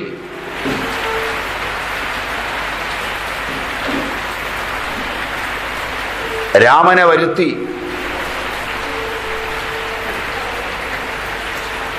തന്റെ ഇഷ്ടപുത്രൻ എന്ന് പറയുന്ന രാമനോട് ദശരഥ സാന്നിധ്യത്തിൽ വെച്ച് ഈ അഭിഷേകത്തിൽ രാമ, നിന്റെ സഹോദരൻ അനിവാര്യമാണ്, അവൻ വന്നിട്ട് തീരുമാനിക്കുന്നതല്ലേ ഉചിതം.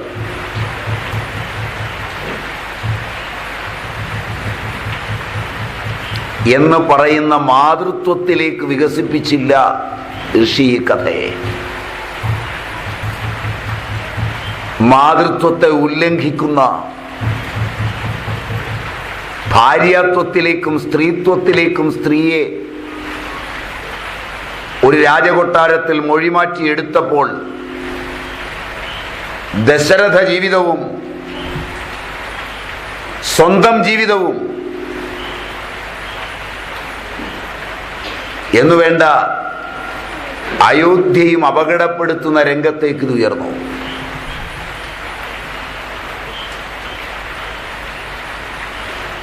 അനിതര സാധാരണമായൊരു രാസപ്രക്രിയയാണ് ഋഷി സ്ത്രീ മനസ്സിൽ നിന്ന് ചുരണ്ടിയെടുത്ത് നമുക്ക് തരുന്നത്.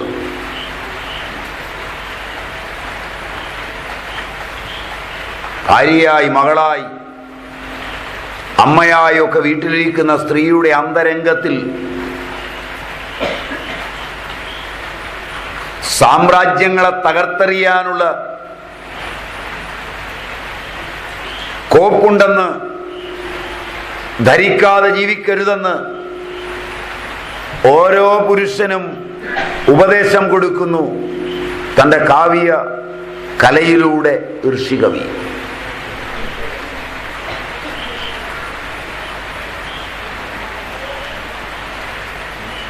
രാമായണം വായിച്ചിട്ട് കുടുംബജീവിതം നയിക്കണോ വേണ്ടയോ എന്ന് ഇനി നിങ്ങൾ തീരുമാനിക്കുക.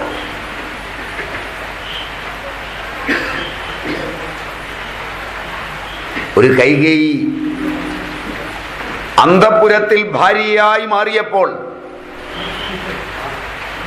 രാമനെ കണ്ടില്ല. ഭരതൻ വരുന്നതുവരെ കാത്തിരുന്നുമില്ല. ക്രോധാകാരം പ്രവേശിക്കുകയാണ് ചെയ്തത്. ഇന്നത്തെ വെച്ച് നോക്കിയാൽ അതിപരിഷ്കൃതമായൊരു സാമ്രാജ്യമായിരുന്നു അയോധ്യ.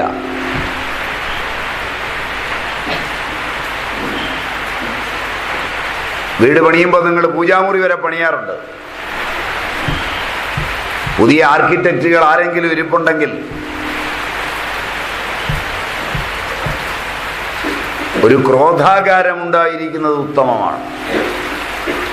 മനസ്സിലായില്ല? സ്വീകരണമുറി, kitchen, work area, dressing room, bathroom, master bedroom, sit out, ഇതൊക്കെ ഉണ്ടാവും. ശരിയല്ല. കുനിഞ്ഞു മാത്രം കയറാവുന്ന ഗോവണിയുടെ അടിയിലെങ്കിലും ഒരു പൂജാമുറിയും കാണും. ദൈവം അവിടെ ഇരുന്നാലും മതിയല്ലോ. ശരിയല്ല. ശരിയല്ല. പഴയ പടിഞ്ഞാറ്റയുടെയൊക്കെ സ്ഥാനം പോയി.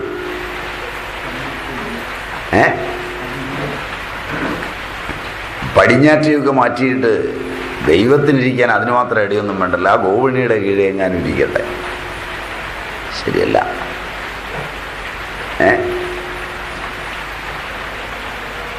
കടുങ്കയാണോ?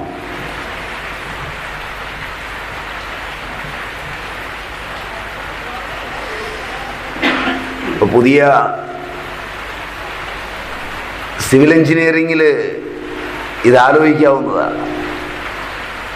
കുറഞ്ഞ പക്ഷം ഒരു ക്രോധാകാരം ദശരഥന്റെ കൊട്ടാരത്തിലുണ്ടായിരുന്നു. രാജാവിനോ ഭാര്യമാർക്കോ മറ്റുള്ളവർക്കോ കോപം വരികയാണെങ്കിൽ പോയി കിടക്കാനൊരു മുറി, മുടിയൊക്കെ അഴിച്ച് ബോർഡുമൊക്കെ വെച്ചിട്ടുണ്ട്, ക്രോധാകാരം. അപ്പം അതിലേക്ക് കയറാൻ ആരെങ്കിലും തള്ളിക്കൊണ്ടുപോകുമ്പോൾ തന്നെ ചിരി വരുമോ എന്നാണ് എൻ്റെ സംശയം. ശരിയല്ല. ശരിയല്ല. ഇപ്പം ഇത് കേട്ടിട്ട് പോകുമ്പോൾ തന്നെ വീട്ടിൽ ചെന്നിട്ട് ഇനി കോപം വരുമ്പോൾ എന്താ ഞാൻ ക്രോധാകാരത്തിലേക്ക് കൊണ്ടുപോകണോ എന്ന് മക്കളാരെങ്കിലും തള്ളയോടോ തന്തയോടോ ചോദിച്ചാൽ പിന്നെ ആ കോപം അങ്ങ് തണുക്കും. Is not. ശരിയല്ല. ഇപ്പം എത്ര പരിഷ്കൃതമായിരുന്നു അയോധ്യ രാജധാനി എന്ന് ആലോചിക്കുക. മനഃശാസ്ത്രപരമായി അങ്ങനൊരു രാജധാനി ഉണ്ടായിരുന്നെങ്കിൽ നിങ്ങൾക്ക് വിരോധം വരണ്ട. ദശരഥൻ വരുമ്പോഴേക്ക് കൈകേയി ക്രോധാകാരത്തിലാണ് പ്രവേശിച്ചത്. ദശരഥൻ വന്നപ്പം മുടിയൊക്കെ അഴിച്ച് ആകെ ബഹളമയമായി കിടക്കുന്ന കൈകേയിയെ കണ്ടേ.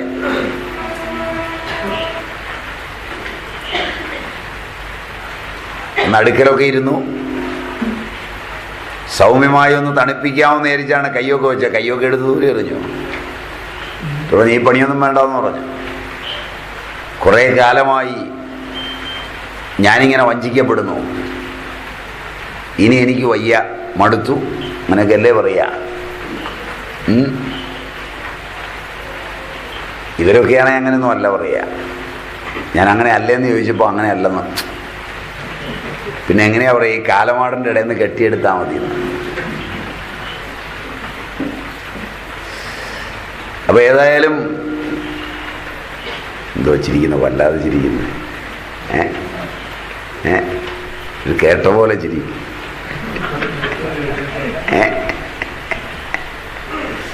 എവിടുന്നോ കേട്ട പോലുള്ളൊരു ചിരി. അപ്പോ ദശരഥൻ പോയി അടുക്കരുന്നൊക്കെ പറഞ്ഞു നോക്കി, രക്ഷപ്പെട്ടില്ല. കൈകേയിൽ സജീവമായത് പകയാണ്, മാതൃത്വമല്ലത്. കൗസല്യയിൽ എപ്രകാരമാണോ അഭിഷേകം കേട്ടപ്പോൾ മാതൃത്വം മറഞ്ഞ് സപത്നീ മാത്സര്യത്തിന്റെ പക ഉയർന്നത്, അതുപോലെ തന്നെ കൈകേയിയിലും ഉയർന്നത് പകയാണ്. ഒരു ദാക്ഷിണ്യവുമില്ലാതെ, കൈകേയിക്കറിയില്ല സാമ്രാജ്യ ശുൽക്കം. അതുകൊണ്ട് കൈകേയിക്ക് കിട്ടിയ 2 വരങ്ങൾ ഓർത്തു. മന്ദര പറഞ്ഞു കൊടുത്തിരുന്നു. പണ്ട് ദേവാസുര യുദ്ധത്തിങ്കൽ ദശരഥൻ തേരോടിച്ച് യുദ്ധം ചെയ്യുമ്പോൾ അതിൻ്റെ ചാവി ഊരിപ്പോയിടത്ത് വിരലാണ് ഇട്ടത്. ചതഞ്ഞരഞ്ഞ വിരൽ കണ്ട് ഒരു ക്ഷത്രിയ സ്ത്രീയുടെ വിപതി ധൈര്യം മനസ്സിലായില്ല. നിങ്ങൾക്ക് സങ്കല്പിക്കാൻ പറ്റുമെന്നറിയില്ല. നിങ്ങൾ ഈ തേരും ചാവി എന്നൊക്കെ പറഞ്ഞാൽ എന്താണെന്ന് മനസ്സിലാക്കിയിട്ടൊന്നും ആയിരിക്കില്ല വായിക്കുന്നത്. ഒരു തേരിൻ്റെ ചക്രത്തിന് ഇപ്പുറത്ത് ഒരു സാധനം ഇങ്ങനെ താത്തിയിട്ടിരിക്കും, കാളവണ്ടിക്കൊക്കെ ഉള്ള പോലെ. കണ്ടിട്ടുണ്ടാവുമോ എന്നറിയില്ല. നിങ്ങളുടെ തേരിന് 4 നട്ടാണ് ഇടുക. മനസ്സിലായില്ല, കണ്ടിട്ടില്ല? 4 നട്ടാണ്, അത് ചവിട്ടി ഉറപ്പിക്കും. അച്ചാണി ഈ സാധനമാണ് ഇട്ടിരുന്നത്. അത് ഊരി തെറിച്ചുപോയി. ചക്രം പോയാൽ തേരുമറിയും. അതുകൊണ്ടൊരു വിരൽ അതിൽ കിടത്തിയിട്ടിരിക്കുക. ഇത് കറങ്ങുമ്പോഴൊക്കെ ആ വിരൽ അരയുക.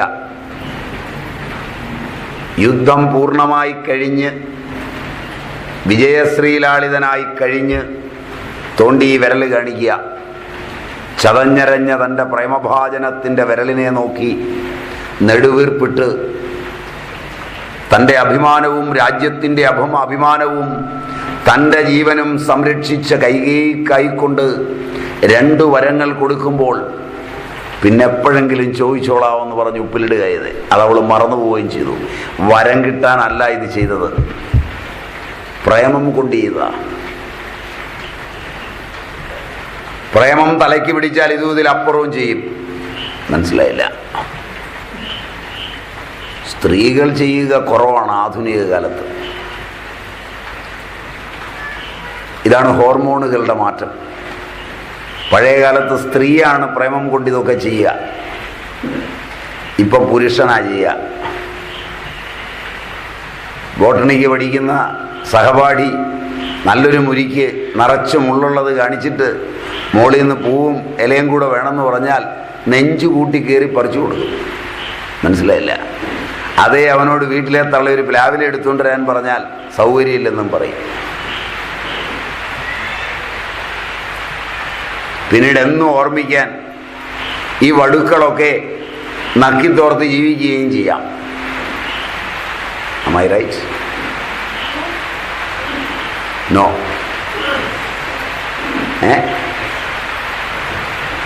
ശരിയല്ല. അപ്പോ പ്രേമത്തിന് ഈ ഒരു ഭാവമുണ്ട്. കൈകേയി ഇത് ചെയ്തോളാം. 2 വരങ്ങളാണ് നേടിയത്. കൈകേയി ചോദിച്ചതോതാണ്. 1ാമത്തെ വരം കൊണ്ട് രാമനെ അഭിഷേകം നിർത്തിവെച്ച് വനത്തിലേക്ക് അയക്കണം. ഒരു വര അല്ലത്, 2 വരാണത്. പക്ഷെ അത് രണ്ടും ഒരു വരത്തിൽ ചോദിച്ചു. ദശരഥൻ ഇളകിയാടി. ഇത്രയും കാലം ഈ അന്തപുരത്തിൽ ഞാൻ വളർത്തിയത് കാളസർപ്പത്തെയാണോ എന്ന് വരെ ചോദിച്ചു. നിലത്ത് കിടന്നുരുണ്ടു, കരഞ്ഞു, വിധിയെ പഴിച്ചു. കൈകേയി വീട്ടിലെ 2ാമത്തെ വരം ചോദിച്ചു, ഭരതനെ അഭിഷേകം ചെയ്യണം.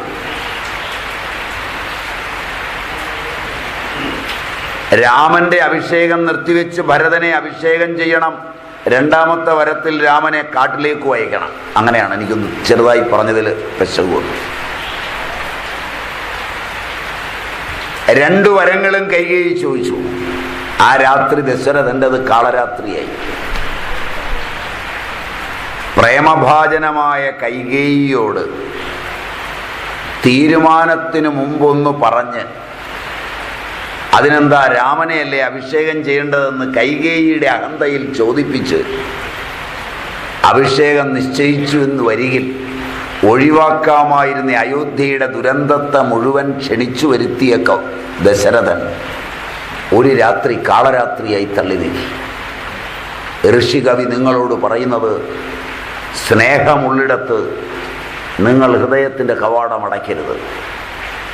നേരത്തെ അവരോട് പറയണം. ഒരു മാനേജ്മെന്റ് തിയറിയിലും നിങ്ങൾക്ക് ഈ അറിവ് കിട്ടില്ല. ഒരാധുനിക പഠിത്തത്തിലും നിങ്ങൾ പരീക്ഷ എഴുതുകയല്ലാതെ ജീവിതഗന്ധിയായി അറിവില്ല.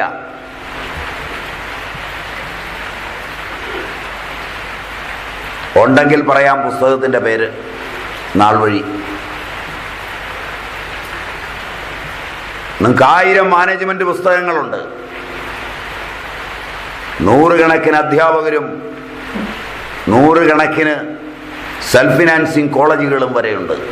മതങ്ങൾ മത്സരിച്ച് കോളേജ് നടത്തുകയാണ്, മനുഷ്യൻ ആവശ്യമുള്ളത് ഒന്നും പഠിപ്പിക്കാതെ. ജീവിക്കാൻ അറിയാത്തവനെ സൃഷ്ടിച്ചുകൊണ്ട്. വളരെ ശ്രദ്ധിച്ച് ജീവിച്ച കാകുൽസ്ഥ സാമ്രാജ്യത്തിൽ ഒരു ദശരഥന്റെ നോട്ടപ്പിഴയിൽ, അല്പം അശ്രദ്ധയിൽ ഒരു സാമ്രാജ്യത്തിന്റെ കുശിനിക്കാരി സാമ്രാജ്യത്തിന്റെ ഭാവി ഭാഗധേയങ്ങൾ മുഴുവൻ പിച്ചിച്ചിന്തുന്ന കാഴ്ച. മാതൃത്വം വികലമായി.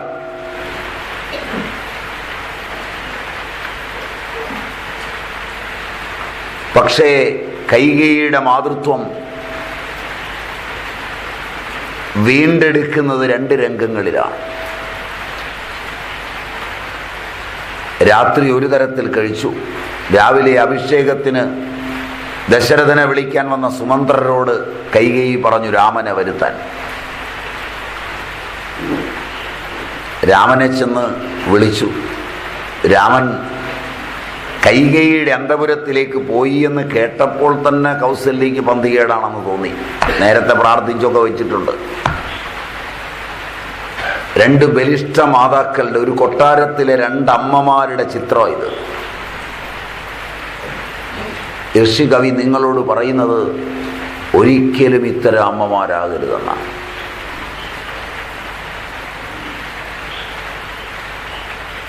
രാമനെത്തി.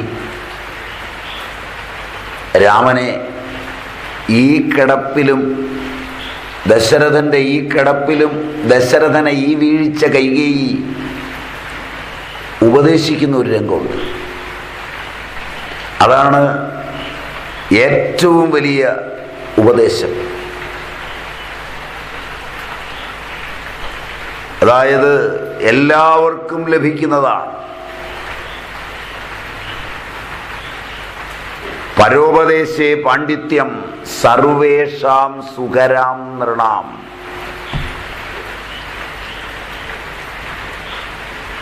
പരോപദേശത്തിൽ എല്ലാവർക്കും പാണ്ഡിത്യം കിട്ടും.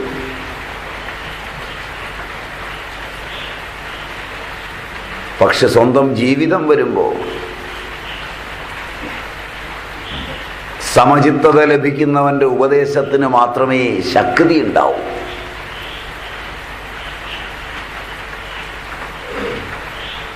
എത്ര ഉപദേശികളാണ് നമ്മുടെ നാട്ടിൽ.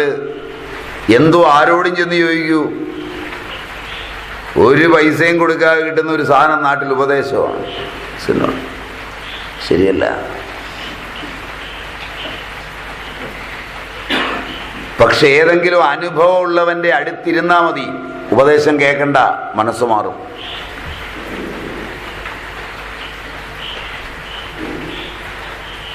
മെന്റലായിട്ട് താളം തെറ്റിയവനാണ് സൈക്കാട്രിക്ക് ഉപദേശം നൽകുന്നത്. മനസ്സിലായില്ല? ഇന്ത്യൻ സൈക്കാട്രിയുടെ രംഗങ്ങൾ എടുത്ത് പഠിച്ചാൽ സൈക്കാട്രി എന്ന വിഷയത്തോട് ലീനിയൻസ് വരുന്നത് പോലും സൈക്കിക് ക്ലയന്റുകൾക്കാണ്.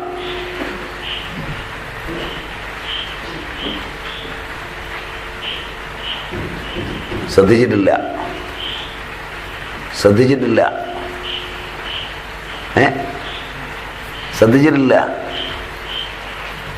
90% MBBS വിദ്യാർത്ഥികളും MBBSന് പഠിക്കുമ്പോൾ മനഃശാസ്ത്ര വിശാരദനെ കാണുവോ സൈക്കാട്രിസ്റ്റിനെ കാണുവോ ആ ദിശയിലുള്ള മരുന്ന് കഴിക്കുകയോ ചെയ്തിട്ടുണ്ടെങ്കിൽ MDക്ക് അവർ സൈക്കാട്രി എടുത്തിരിക്കും. നല്ല അനുഭവമുള്ളവരാണ് നിങ്ങളെ ചികിത്സിക്കുന്നതെന്ന് സാരം.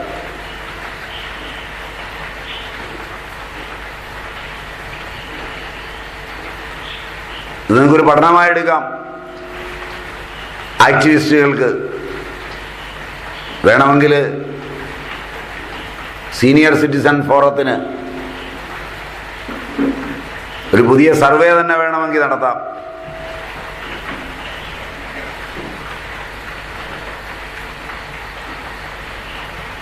അപ്പം ഇതിന് കാരണവും അന്വേഷിക്കണ്ടേ? കാരണം പരോപദേശേ പാണ്ഡിത്യം സർവേഷാം സുകരം നൃണാം. പരോപദേശത്തിൽ സർവർക്കും പാണ്ഡിത്യം ഉണ്ടാവും. ആ രംഗവേദിയിൽ നിൽക്കുമ്പോഴും കൈകൈ കൊടുക്കുന്ന ഉപദേശങ്ങൾ ഗംഭീരമാണ്. താതകാര്യം അനാജ്ഞപ്തമെന്നാകിലും മോദേന ചെയ്യുന്ന നന്ദനൻ ഉത്തമൻ, പിത്രാ നിയുക്തനായിട്ട് ചെയ്യുന്നവൻ മധ്യമനായുള്ള പുത്രനെന്നോർക്കണം. ഉക്തമെന്നാകിലും കർത്തവ്യം എന്നാല സാധ്യമല്ലെന്ന് വച്ചങ്ങടങ്ങുന്നവൻ പിത്രോർ മലമെന്നു ചൊല്ലുന്നു സജ്ജനം. നമുക്ക് ഉപദേശിച്ചിട്ടാണ് ഈ വിവരമൊക്കെ അവതരിപ്പിച്ചത്. പക്ഷേ രാമന്റെ മുഖത്തൊരു ഭാവഭേദവും ഉണ്ടായില്ല. പൂർവനിശ്ചയം പോലെ വിധിവിഹായസിൽ പൂർവസ്മൃതികൾ കേൾക്കുന്നത് പോലെ രാമൻ അത് കേട്ടു.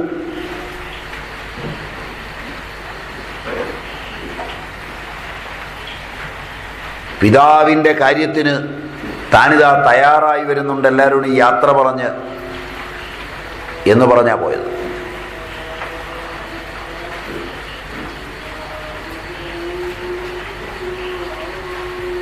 ഭാരതീയ പാരമ്പര്യത്തിൻ്റെ ഒരു പ്രത്യേകത, വള്ളത്തോള് നേരത്തെ പറയുന്നുണ്ട് മറ്റൊരു ഇതിവൃത്തത്തിൽ, ചെങ്കോല് ദൂരത്തിട്ട് യോഗദണ്ഡെടുക്കുന്നു, പൊൻകിരീടത്തെ ജടാചൂടമായി മാറ്റിയിടുന്നു, സ്വർഗവും തൃണപ്രായം നിങ്ങൾക്കു ജഗത്തിങ്കൽ ശക്യമായ ഒന്നേയുള്ളൂ സ്വാതന്ത്ര്യം, സാക്ഷാൽ മോക്ഷം.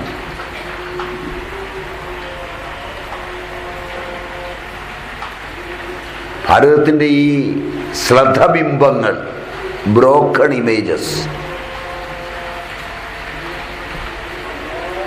അവതരുന്ന അറിവ് എത്ര വിപുലമാണെന്ന് നിങ്ങൾ ആലോചിക്കുക. എത്ര വിപുലമാണ്.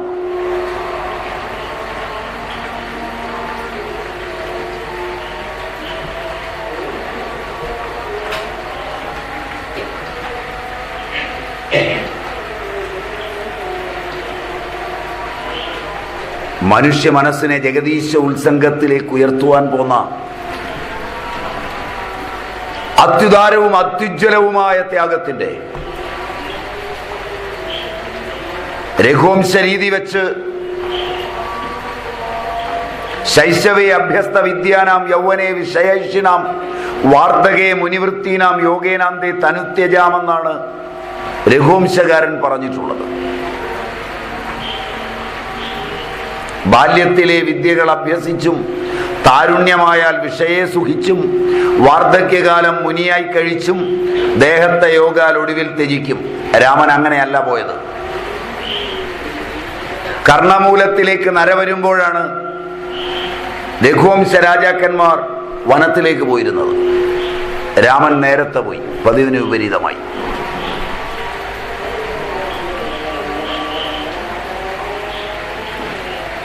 അമ്മയെ കാണാൻ ചെന്നു.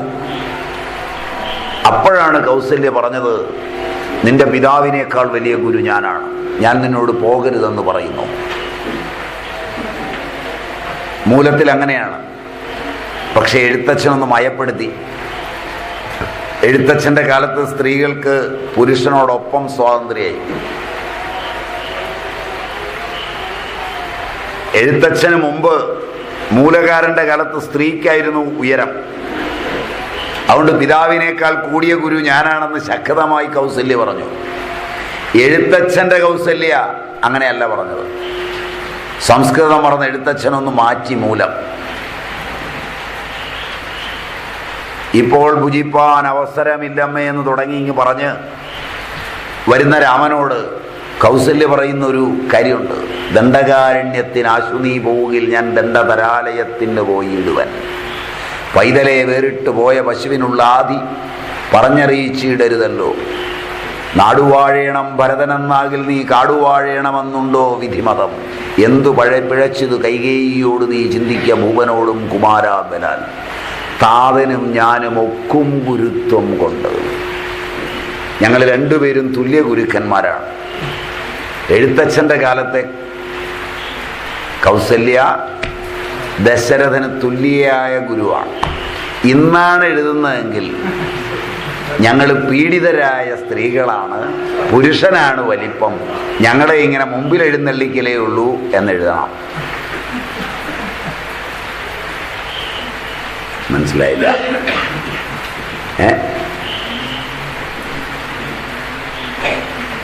എന്താ ശരിയല്ലെന്ന് തോന്നി? സ്ത്രീക്ക് അപാര സ്വാതന്ത്ര്യമാണ് കിട്ടിയിരിക്കുന്നത്. പുറത്തിറങ്ങി അടക്കാൻ പറ്റില്ല. ഒരു പെൺകൊച്ച് വഴിയിറങ്ങി നടന്നാൽ, ഒരു കാട്ടിലൂടെ ഒരു പെൺകുട്ടി പോയാൽ സിംഹവും കടുവയും പുലിയുമുള്ള കാട്ടില് അതെല്ലാം കൂടെ കയറി ആക്രമിക്കില്ല. ഏതെങ്കിലും ഒരെണ്ണേ ഇതിനുള്ളൂ. 250-300 പേരാണ് ആക്രമിക്കുന്നത്. അതോ എല്ലാം വിദ്യാഭ്യാസമുള്ള മാന്യന്മാർ, എല്ലാ ഉന്നതന്മാർ, ഉദ്യോഗസ്ഥന്മാർ. എവിടെയാ നിങ്ങൾക്ക് കാലിടറിയതെന്നും താളം തെറ്റിയതെന്നും ആദ്യം മുതൽ പഠിക്ക്.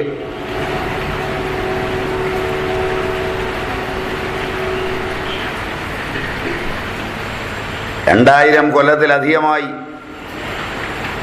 വെറുതെ ഇരിക്കുക അറയ്ക്കകത്ത്, ക്ഷേത്രത്തിൻ്റെ അറയ്ക്കകത്ത് നിധി. ശരിയല്ല.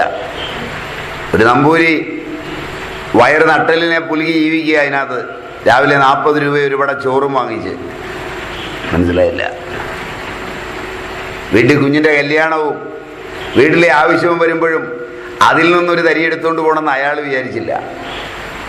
ശരിയല്ല. പോലീസും പട്ടാളവും കാവലും വേണ്ടി വന്നില്ല. പക്ഷേ കേരളത്തിലെ ഇതര ജാതിക്കാരും മതസ്ഥരും മന്ത്രിമാരും വിദ്യാസമ്പന്നരും വിവരം അറിഞ്ഞപ്പോൾ അർദ്ധസൈനികർ കാവലിൽ നിന്നില്ലെങ്കിൽ ഈ സാധനം പോവും. അപ്പൊ ആരാ കള്ളൻ? മനസ്സിലായില്ല? മന്ത്രിമാരറിഞ്ഞേ ഉള്ളൂ, IPS-കാരനോ IAS-കാരനോ അറിഞ്ഞേ ഉള്ളൂ ഇതിൽ നിധിയുണ്ടെന്ന്. അറിഞ്ഞേ ഉള്ളൂ പട്ടാളം കാവൽ നിൽക്കണം, അല്ലേ ഇത് പോവും. ശരിയല്ല? കൊല്ലങ്ങളായി ഇത് കൈകാര്യം ചെയ്തിട്ടും ഇതിൽ നിന്നൊരു തരി അവൻ കൊണ്ടുപോയില്ല. അവൻ മ്ലേച്ഛൻ, നീചൻ, ഈ നാട് നശിപ്പിച്ചവൻ. ഇവനൊക്കെ പുരോഗമനക്കാരൻ. നാണക്കേടായത്. അത് കഴിഞ്ഞോ ഒരു പഴയ IAS-കാരൻ തീയിട്ടെന്ന് നിധി മോട്ടിക്കാൻ. ശരിയല്ല? എന്നിട്ട് കേമത്തം പറഞ്ഞ് നടക്കുന്നു. നാണം കെട്ടോ? ശരിയുണ്ടോ? ശരിയുണ്ടോ? നുണയാണോ പറഞ്ഞത്? നുണയാണോ? നിങ്ങൾക്ക് പറയാൻ പേടിയുണ്ടാവും. പറഞ്ഞത് സത്യമുണ്ടോ?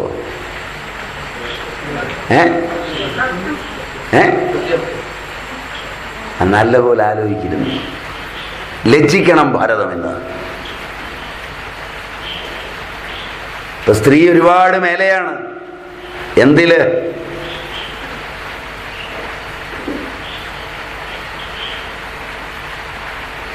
കൗസല്യ പറഞ്ഞത്, നിന്റെ പിതാവിനേക്കാൾ വലിയ ഗുരു ഞാനാണ്.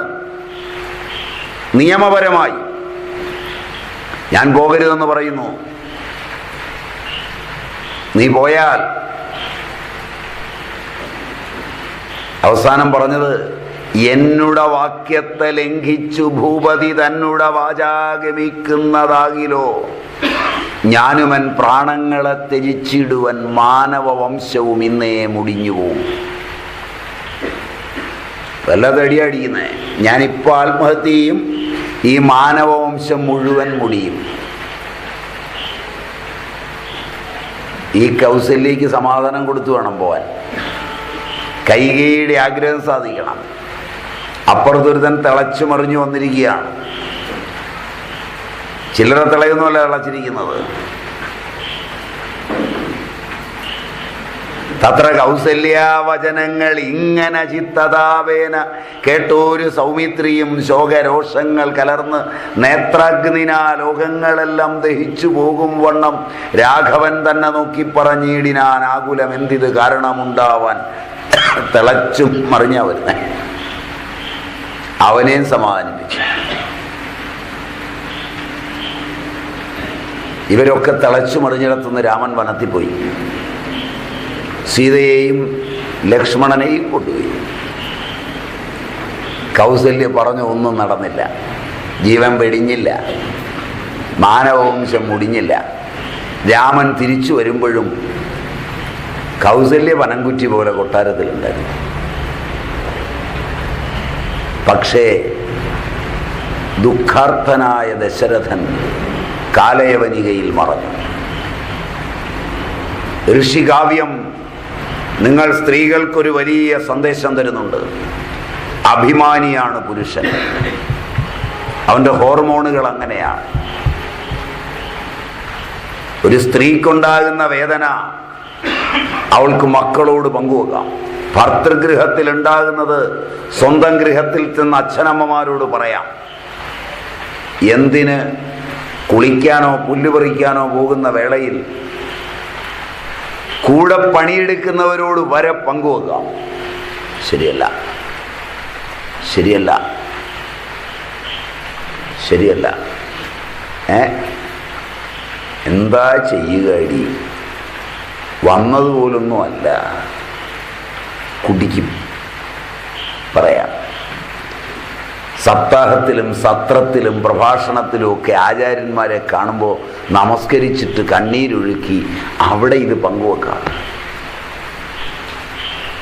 തൻ്റെ അഭിമാനം കാരണമായി ജീവിതത്തിലെ ഒരു ദുഃഖവും പങ്കുവെക്കാനാകാത്ത ഹോർമോണുകളും എൻസൈമുകളും ഉള്ളതാണ് പൗരുഷം. പൗരുഷമുള്ളവർ കുറയുമ്പോൾ അർദ്ധ പുരുഷന്മാർ പറഞ്ഞേക്കും, മനസ്സിലായില്ല, മനസ്സിലായില്ല, പുരുഷന് പങ്കുവെക്കാനാവില്ല. അവൻ തൻ്റെ കുടുംബ രഹസ്യങ്ങളോ പ്രശ്നങ്ങളോ പുറത്തൊരാളോട് പറയില്ല. അകം വിങ്ങിപ്പൊട്ടും. ഹിസ്റ്റമിൻ കണ്ടമാനം ഉണ്ടാവും.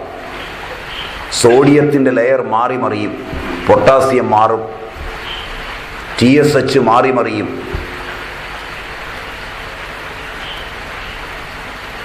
നിങ്ങൾക്കവനെ നഷ്ടപ്പെടും. അതുകൊണ്ട് ഇന്ത്യയിലെ എല്ലാ ഭാര്യയോടും എല്ലാ പുത്രിയോടും എല്ലാ അമ്മയോടും ഋഷികാവ്യം പറയുന്നത് വെങ്കിപ്പൊട്ടുന്ന ഹൃദയവുമായി പൗരുഷത്തിൻ്റെ അഭിമാനവുമായി ജീവിക്കുന്ന നിന്റെ മകനെ, നിന്റെ ഭർത്താവിനെ, നിന്റെ അച്ഛനെ നീ മനസ്സിലാക്കിയില്ലെങ്കിൽ അകാല പുത്രദുഃഖവും അകാല വൈധവ്യവും അകാല പിതൃവിയോഗവും നിങ്ങൾ സ്ത്രീകളെ കാത്തിരിപ്പുണ്ട്. നിങ്ങൾക്ക് ചിരിക്കാം, കളിക്കാം, കരയാം, നെഞ്ചത്തലയ്ക്കാം, മറ്റുള്ളവരോട് ഈ രഹസ്യങ്ങളെല്ലാം പങ്കുവയ്ക്കാം. സ്വയംകൃത അനർത്ഥങ്ങളും കുടുംബകൃത അനർത്ഥങ്ങളും ഏറ്റുവാങ്ങി അഭിമാനത്തിൻ്റെ തീട്ടൂരവും പേറി ആരോടും പങ്കുവയ്ക്കാനാവാതെ വിങ്ങുന്ന ഹൃദയവുമായി നിങ്ങളുടെ കുടുംബാന്തരീക്ഷത്തിൽ ജീവിക്കുന്ന പുരുഷൻ്റെ ഹൃദയത്തിൻ്റെ ആഴം നിങ്ങൾ മനസ്സിലാക്കിയിട്ടില്ലെങ്കിൽ നിങ്ങളെ കാത്തിരിക്കുന്നത് പുത്രൻ്റെ വേർപാട്, ഭർത്തൃമരണം, പിതാവിൻ്റെ വേർപാട് ആയിരിക്കും തീർച്ചയാണ്. ഇങ്ങനെ ഏതെങ്കിലും കൃതി, ഏതെങ്കിലും സാഹിത്യം, ഏതെങ്കിലും കലാകാരൻ, ഏതെങ്കിലും സാഹിത്യകാരൻ, ഏതെങ്കിലും മതനേതാവ് എന്നെങ്കിലും നിങ്ങൾക്ക് പറഞ്ഞു തന്നിട്ടില്ല. അതുകൊണ്ട് രാമായണത്തെക്കാൾ ബലിഷ്ഠമായൊരു ഉപദേശം വേറെയില്ല. ഇത് ഞാനുണ്ടാക്കി പറഞ്ഞതല്ല, കൃത്യമായി നിങ്ങളെ ബോധ്യപ്പെടുത്തിയതാണ് രാമായണം.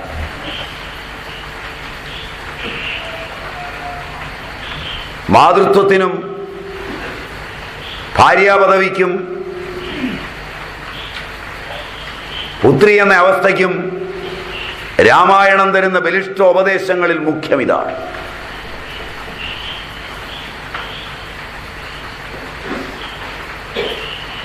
മരവുരിയും യോഗദണ്ഡും വാങ്ങി ആൽപ്പശ കൊണ്ടുവന്ന് തല ജടാചൂടമാക്കി രാമനും സീതയും ലക്ഷ്മണനും യാത്രയാവുകയാണ്. ശൃംഗിവേരപുരം വരെ അയോധ്യാനിവാസികൾ യാത്ര ചെയ്തു. ഗുഹൻ കടത്തിയ തോണിയിൽ കടന്നു പോവുകയും ചെയ്തു. പക്ഷെ രാമന്റെ വേർപാട് കൈകേയിലുണ്ടാക്കിയ അന്തരം വളരെ വലുതായിരുന്നു. ഒരു ചാഞ്ചട്ടവും ഇല്ലാതെയാണ് രാമൻ പോയത്. മുഖരാഗം സമം ജനാഹ എന്നാണ് മൂലകാരൻ പറഞ്ഞിരിക്കുന്നത്. രാമന്റെ മുഖത്തിൻ്റെ രാഗത്തിന് ഒരു മാറ്റവും വന്നില്ല. മരവുരി അണിയുമ്പോഴും ഉടവാൾ കയ്യിൽ കൊടുക്കുമ്പോഴും തലേ ദിവസം അഭിഷേകം തീരുമാനിക്കുമ്പോൾ എങ്ങനെയായിരുന്നു ആ മുഖം, അതേപോലെയായിരുന്നു മരവുരി അണിയുമ്പോൾ. സീതയുടെ ശരീരത്തിലേക്ക് മരവുരി ചേർക്കുമ്പോൾ സാക്ഷാൽ വസിഷ്ഠൻ പോലും പൊട്ടിത്തെറിച്ചു. തൃപ്തിയായില്ലേ കൈകേയി എന്ന് ചോദിച്ചു.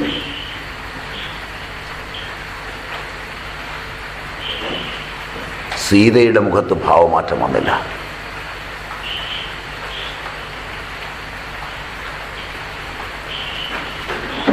അയോധ്യയെയല്ല, കൊട്ടാരത്തെയല്ല, സാമ്രാജ്യ പദവിയെയല്ല, ധനത്തെയല്ല താൻ സ്നേഹിച്ചതെന്ന് കാണിക്കുന്ന സ്ത്രീത്വം.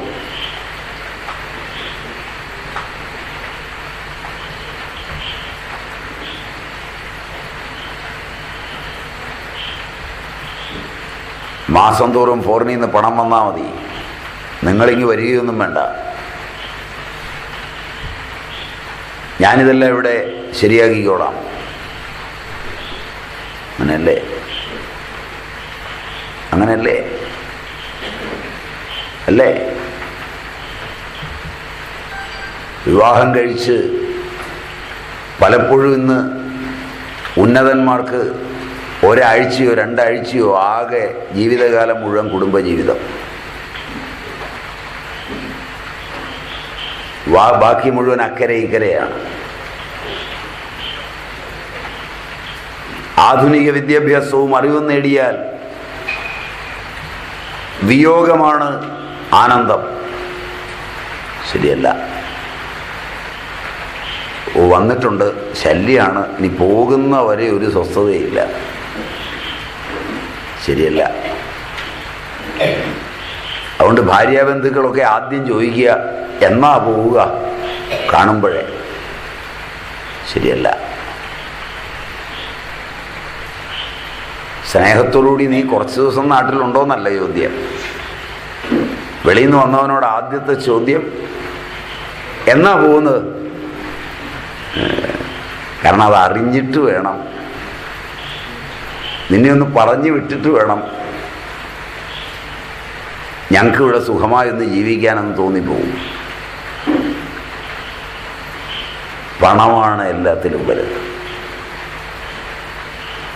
ഉപമയൊക്കെ ശരിയാണോ? അനാവശ്യമാണെന്നറിയാം. പഴയതൊക്കെ പറഞ്ഞാൽ പോരെ, ഇപ്പോൾ ഉള്ളതൊക്കെ താരതമ്യപ്പെടുത്തണോ എന്ന് നിങ്ങൾ ചോദിച്ചേക്കും. നിങ്ങളുടെ മുഖം ഞാൻ പറയുന്നതിൽ കണ്ടുവെങ്കിൽ അത് യാദൃച്ഛികമാണ്, മനഃപൂർവ്വമല്ല. സമയം തൈ 7:15. ഏതായാലും കൈകേയിയിൽ വലിയൊരു മാറ്റം തന്നെ അതുണ്ടാക്കി. കൈകേയി സാമ്രാജ്യത്തിൽ മുറുക്ക പിടിക്കുമ്പോൾ, കൗസല്യ ഇങ്ങനെ ചിന്തിക്കുമ്പോൾ, സീത പറഞ്ഞത് മറിച്ചാണ്. അതാണ് നമുക്ക് മുഖ്യവും. മാതാവായിട്ടില്ലാത്ത,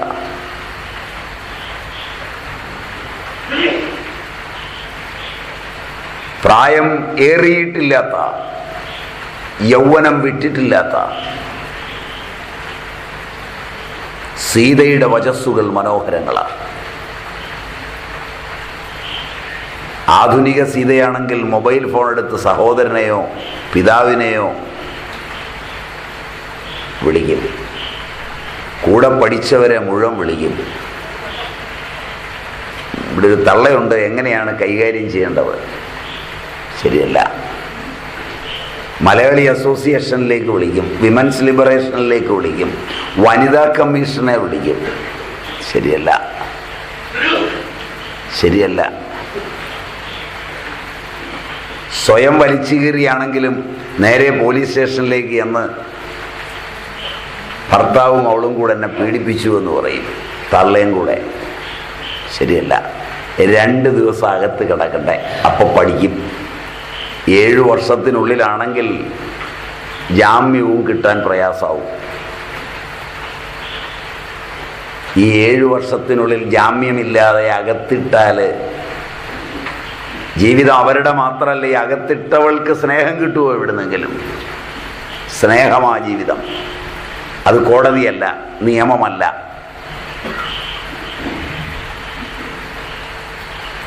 അത് പഠിക്കണമെങ്കിൽ വേറെ പുസ്തകം വായിക്കണം. മനസ്സിലായില്ല?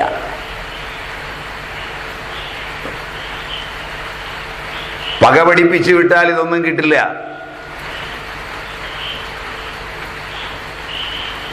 ദശരഥന്റെ കൊട്ടാരത്തില് രാമൻ ചെന്ന് സീതയോട് പറഞ്ഞത്, 14 സംവത്സരം വസിച്ച് ഞാനിങ്ങി വരും. സീത പറഞ്ഞ മറുപടി വേറെയാണ്, പാദപൂജാവ്രതം മുടക്കരുതെന്നാണ്.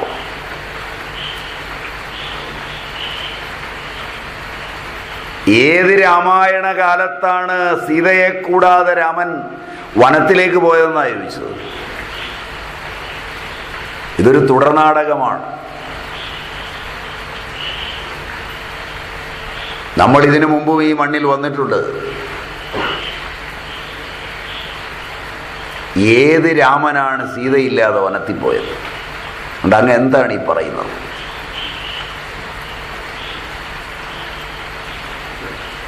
ഞാൻ മുമ്പേ നടക്കാം, അങ്ങ് പുറകെ നടന്നാൽ മതി.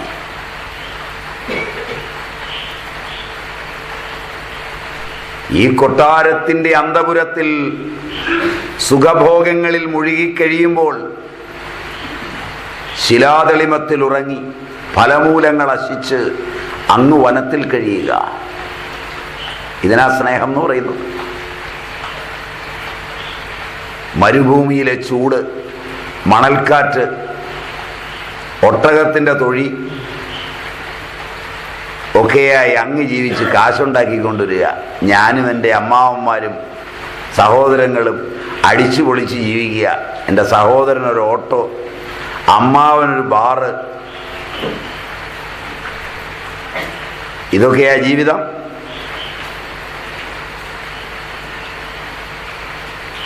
ദേഷ്യം വരുമോ? ദേഷ്യം വരുമോ? കുറേശ്ശേ ഇല്ലേ? നേരുണ്ടോ? നേരുണ്ടോ? നിങ്ങൾക്ക് ശരിയല്ലേ രാമായണം? നിങ്ങളിത് കത്തിക്കാൻ പോകുന്നത് തെറ്റൊന്നുമല്ല. നിങ്ങളുടെ കൈകൊണ്ട് ഇത് കത്തിക്കുക തന്നെയാണ് വേണ്ടത്. കാരണം നിങ്ങളുടെ ഹൃദയത്തിൽ സ്നേഹമില്ല, നിങ്ങൾക്ക് പ്രേമമില്ല.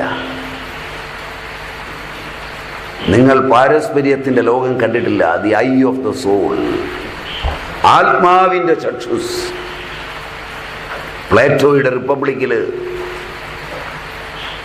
പാരസ്പര്യത്തെ, ഡയലക്റ്റിക്കൽ എന്ന് വിളിക്കാവുന്ന പാരസ്പര്യത്തെ പറയുന്നത് the eye of the soul എന്നാണ്.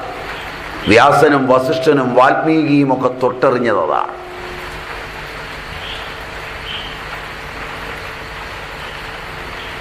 വീട്ടിൽ നിന്നൊരാൾ ഇറങ്ങിപ്പോകുമ്പോൾ പോകുന്നയാളിൻ്റെ കൂടെ ഒരു 10 അടി മുമ്പോട്ട് നടക്കുമ്പോൾ അയാളുടെ മനസ്സിനുണ്ടാകുന്നൊരു കുളിർമയുണ്ട്. അത് ആത്മാവിൻ്റെ ചക്ഷുസാണ്. മനസ്സിലാവുമോന്നറിയില്ല. തൻ്റെ വീട്ടിലേക്ക് ഒരാൾ കയറി വരുമ്പോൾ മെല്ലെ എഴുന്നേറ്റ് ഇറങ്ങിച്ചെന്ന് സ്വീകരിച്ചുകൊണ്ട് ഇരുത്തുമ്പോൾ അയാളുടെ ഹൃദയത്തിൽ വരുന്ന തണുപ്പ് ആ വീടിനെ സമുജ്വലമാക്കും. അതിന് ഐ ഓഫ് ദ സോൾ എന്നാണ് പറയുന്നത്. വിളിക്കാതെ വരുന്ന ഒരുവൻ അതിഥി വീട്ടുമുറ്റത്തെത്തുമ്പോൾ സ്വീകരിച്ചിരുത്തി അവനെ ദൈവമാണെന്ന് കരുതി അവന് ആഹാരവും ജലവും കൊടുത്ത് അവനെ വിടുമ്പോൾ ആ വീട് അറിയാതെ സമുജ്വലമാവുകയാണ്. അതിന് ആത്മചക്ഷുസ് എന്നാണ് പറയുന്നത്. ഇതൊക്കെ പഴയ ഭാരതം. കമ്മ്യൂണിക്കേറ്റിംഗ് ഇംഗ്ലീഷും പഠിച്ച് പശു ചാണകമിട്ട് കഴിഞ്ഞാൽ അതിൻ്റെ പൃഷ്ഠഭാഗം ചുരുങ്ങുകയും വികസിക്കുകയും ചെയ്യുന്നത് പോലെ ചുണ്ടുകൂട്ടി ഇംഗ്ലീഷ് പറയാൻ പഠിച്ചാൽ എല്ലാമായെന്ന് ധരിക്കുന്ന, am I right? ഈ വല്യമ്മമാരൊക്കെ ഇപ്പം ആ രീതിയിലാണ് സംസാരിക്കുക. റിയാലിറ്റി ഷോ കണ്ടിട്ട് മനസ്സിലായില്ല. വീട്ടിൽ നിന്നൊരു കീഴാർനെല്ലി പറിച്ചുകൊണ്ടുവരാൻ പറഞ്ഞാൽ അവർ സംസാരിക്കുക കിഴുനെല്ലി. നമുക്ക് മനസ്സിലാവുക തന്നെയില്ല. മലയാളം ഇംഗ്ലീഷിൽ പറയുക ശരിയല്ല. ഒരുപാട് വയസ്സായവർ വരെ ഈ റിയാലിറ്റി ഷോ കണ്ടിട്ട് അതുപോലൊക്കെ ചുണ്ടിട്ട് കാണിക്കുകയാണ്. കേൾക്കുന്നവന് മനസ്സിലാകാതിരിക്കുക എന്നുള്ളതാണ് ഭാഷയുടെ ഗുണമെന്ന് തോന്നും. അങ്ങനെയാണോ? വല്ലാതെ ചിരിക്കുന്നത് ഞാൻ നുണ പറഞ്ഞുകൊണ്ടാണ്.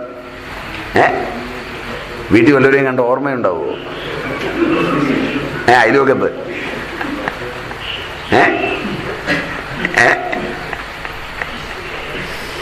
നിങ്ങളീ പശുവിനെ വളർത്താത്തതുകൊണ്ടാണ് എനിക്ക് ഇവരുടെ ചുണ്ടു കൂടുമ്പോഴൊക്കെ തോന്നുക പശു ചാണകം ഇട്ട് കഴിഞ്ഞാൽ ഇങ്ങനെ മൂവി. മനസ്സിലായില്ല. അപ്പം ഇവർ വാ വിളിക്കുമ്പോഴേ എനിക്ക് ചാണകം ഇടുന്ന ഓർമ്മ വരും പശു. ഇനി റിയാലിറ്റി ഷോ കാണുമ്പോൾ നോക്കണേ.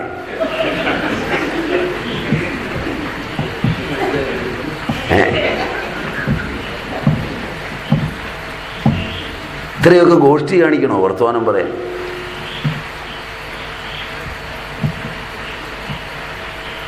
അപ്പോ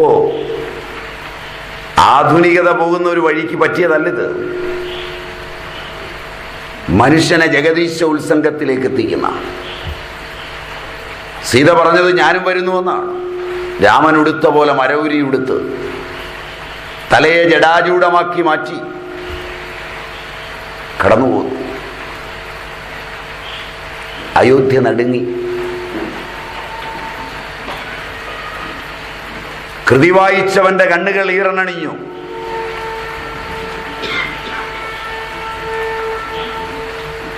7:30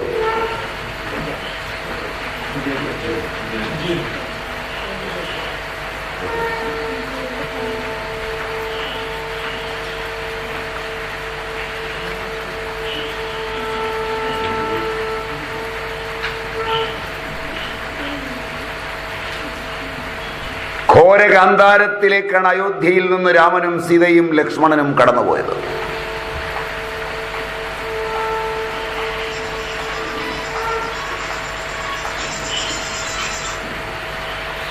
ആ യാത്ര നമുക്ക് സീതയുടെ ഒപ്പം നാളത്തെ ക്ലാസ്സിൽ സഞ്ചരിക്കാം. സീതയിലെ മാതൃത്വത്തിലൂടെ. അതാണ് രാമായണം തരുന്ന ഏറ്റവും സുന്ദരമായ മാതൃത്വ സങ്കല്പം. 1000 രാമന്മാരുണ്ടാവും, പക്ഷെ സീത ഒന്നു മാത്രം. സീതയ്ക്ക് സമം സീത മാത്രം. സീതായനത്തിൻ്റെയും സീതാസങ്കല്പത്തിൻ്റെയും ചാരുതയാർന്ന സംഭവബഹുലമായ ജീവിതത്തിലാണ് ഭാരതത്തിൻ്റെ സ്ത്രീത്വ മാതൃക കെട്ടിപ്പടുത്തിരുന്നത്.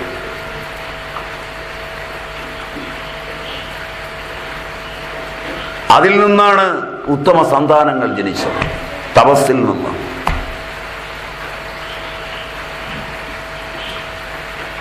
ആ സീതയെ അടുത്തറിയാൻ കഴിയുമ്പോൾ മാത്രമാണ്